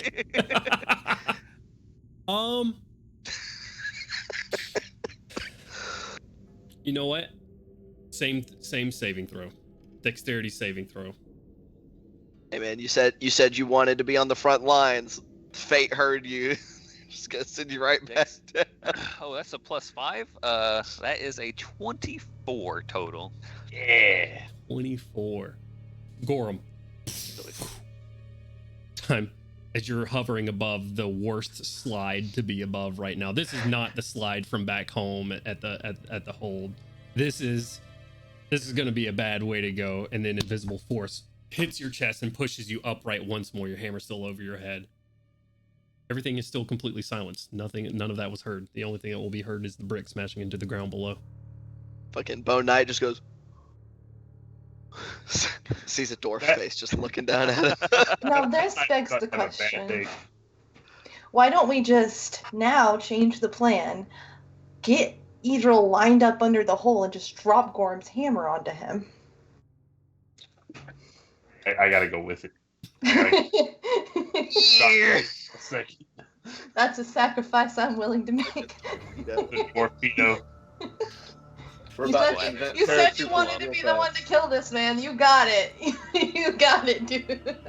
And before he just looks up and goes, stab him.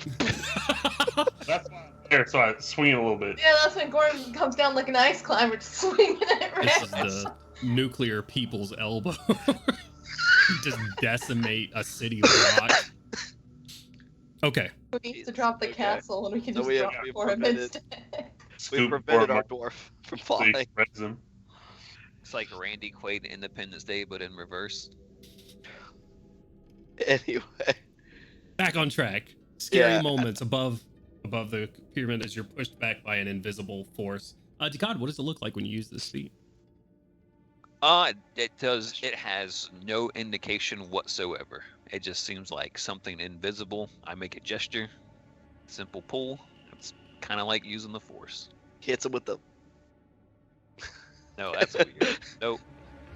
I do use the jade fist when I make the gesture, and it does probably flare up with a little bit of green fire. Kind of reminds me of the Swain hand in League. Fucking there you pull go. him back.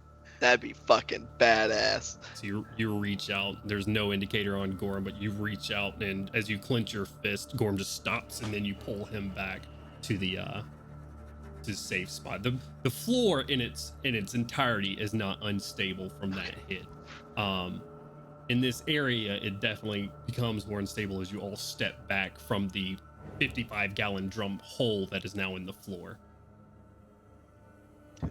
Gesturing to the fucking door. Yeah, it's like, let's go. Kaushik, you know the way through here.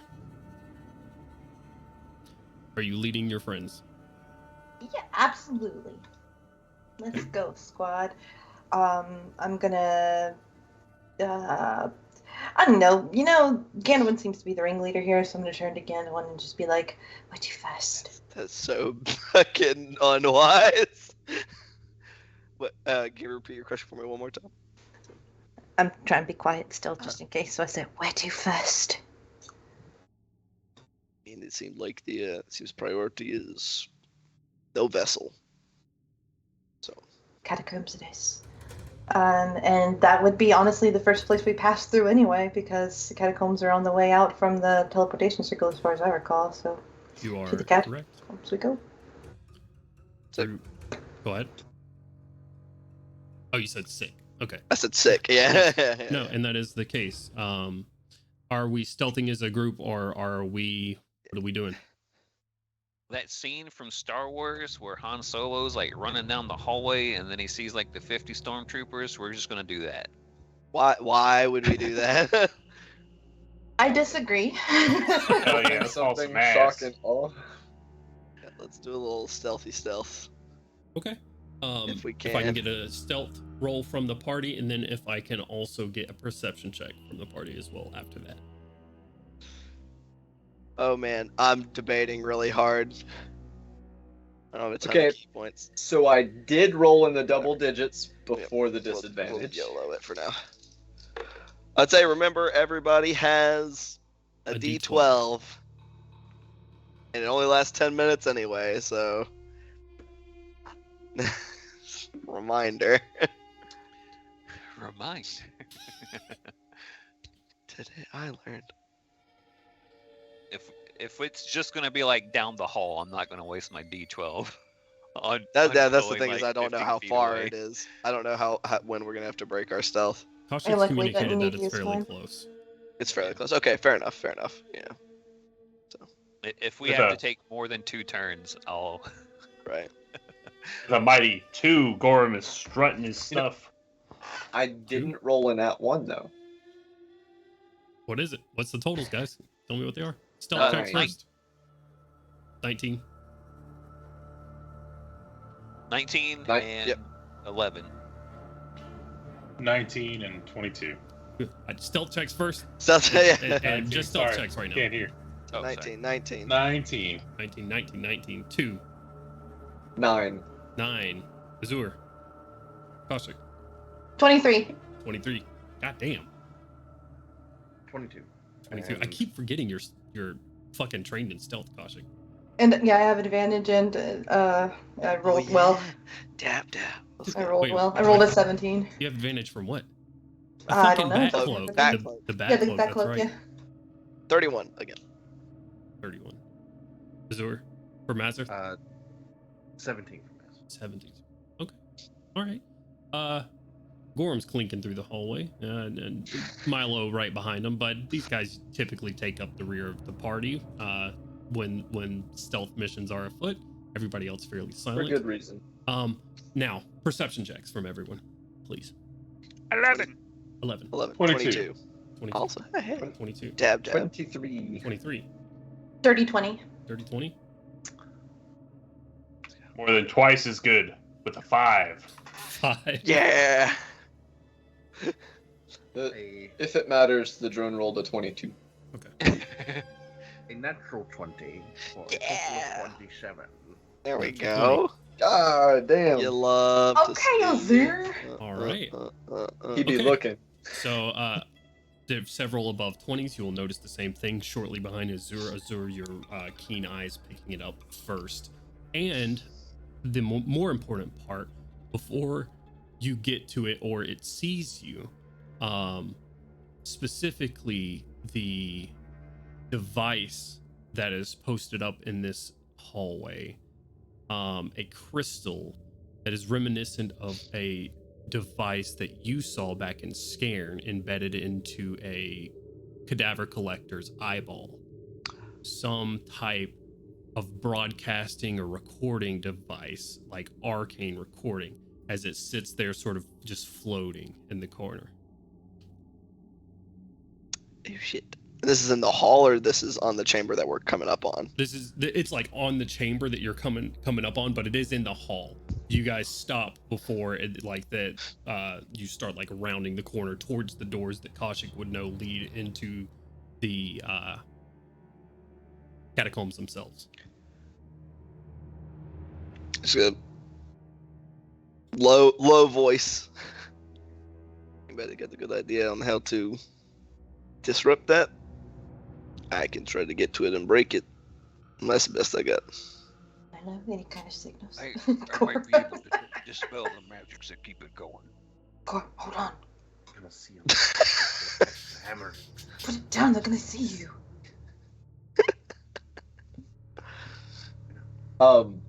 Does it seem like that object would have an ongoing effect that you could suppress with a dispel magic, or does it seem like...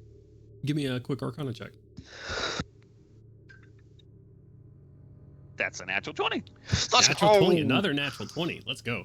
All right, with a natural 20, yeah, with a dispel magic, easily enough. That is, I would say Decod would know that a dispel magic for a simple like arcane imaging, like this is almost like cantrip magic that's just permanent, like put into permanency. But it would definitely suppress it for for a good while as well. Okay. Yeah, I'll actually go ahead and expend the resources just in case it has like some sort of, hey, I've been destroyed type kind of thing, and maybe just dispelling the magic won't set anything off for like a reverse sort of deal. Sure. It might function as still on or something like that. Okay. Bloop. Give me no, you're good. The dispel magic's 120 feet, right? I think it is, if not longer. I think it's 120. Yeah, 120 feet. Yeah. So without even getting close to it, as long as you have line of sight of it, which you guys, Azure pointing it out to you, reaching out, you see that it still sits there floating, but the sort of like glowing red energy from it completely dissipates. Good shit. All right, let's go. Keep it moving. You open these large, still black iron doors into, and they open without issue. You would know that's the sound of the doors opening. Nice. Kaushik, you would know that these are the this is leading into the catacombs at this point. This is where you last saw your mother's body, at the very least. This is where Yidril committed the counterspell. So as you open this is filled with moonlight when you walk in. The top of it is open, so that moonlight falls onto the chamber. Kaushik would remember that as well. You step into this area, 150 feet or so high. You're not exactly sure of just insert after insert of where corpses would lie that are no longer there. The army you think that he brought with him.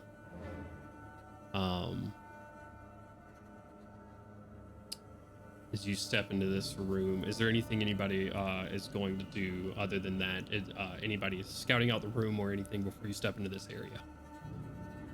Definitely still looking around with that same visibility. Okay, this room is a little bit bigger than 60 feet, so with that 60 feet that you see, you scan around, you do not see anything invisible. We'll be peeking the corner and kind of checking out with the drone a little bit ahead of us. Sure. Okay, so that's a fucking bus, so let's get the hell out of here and get to the engine room.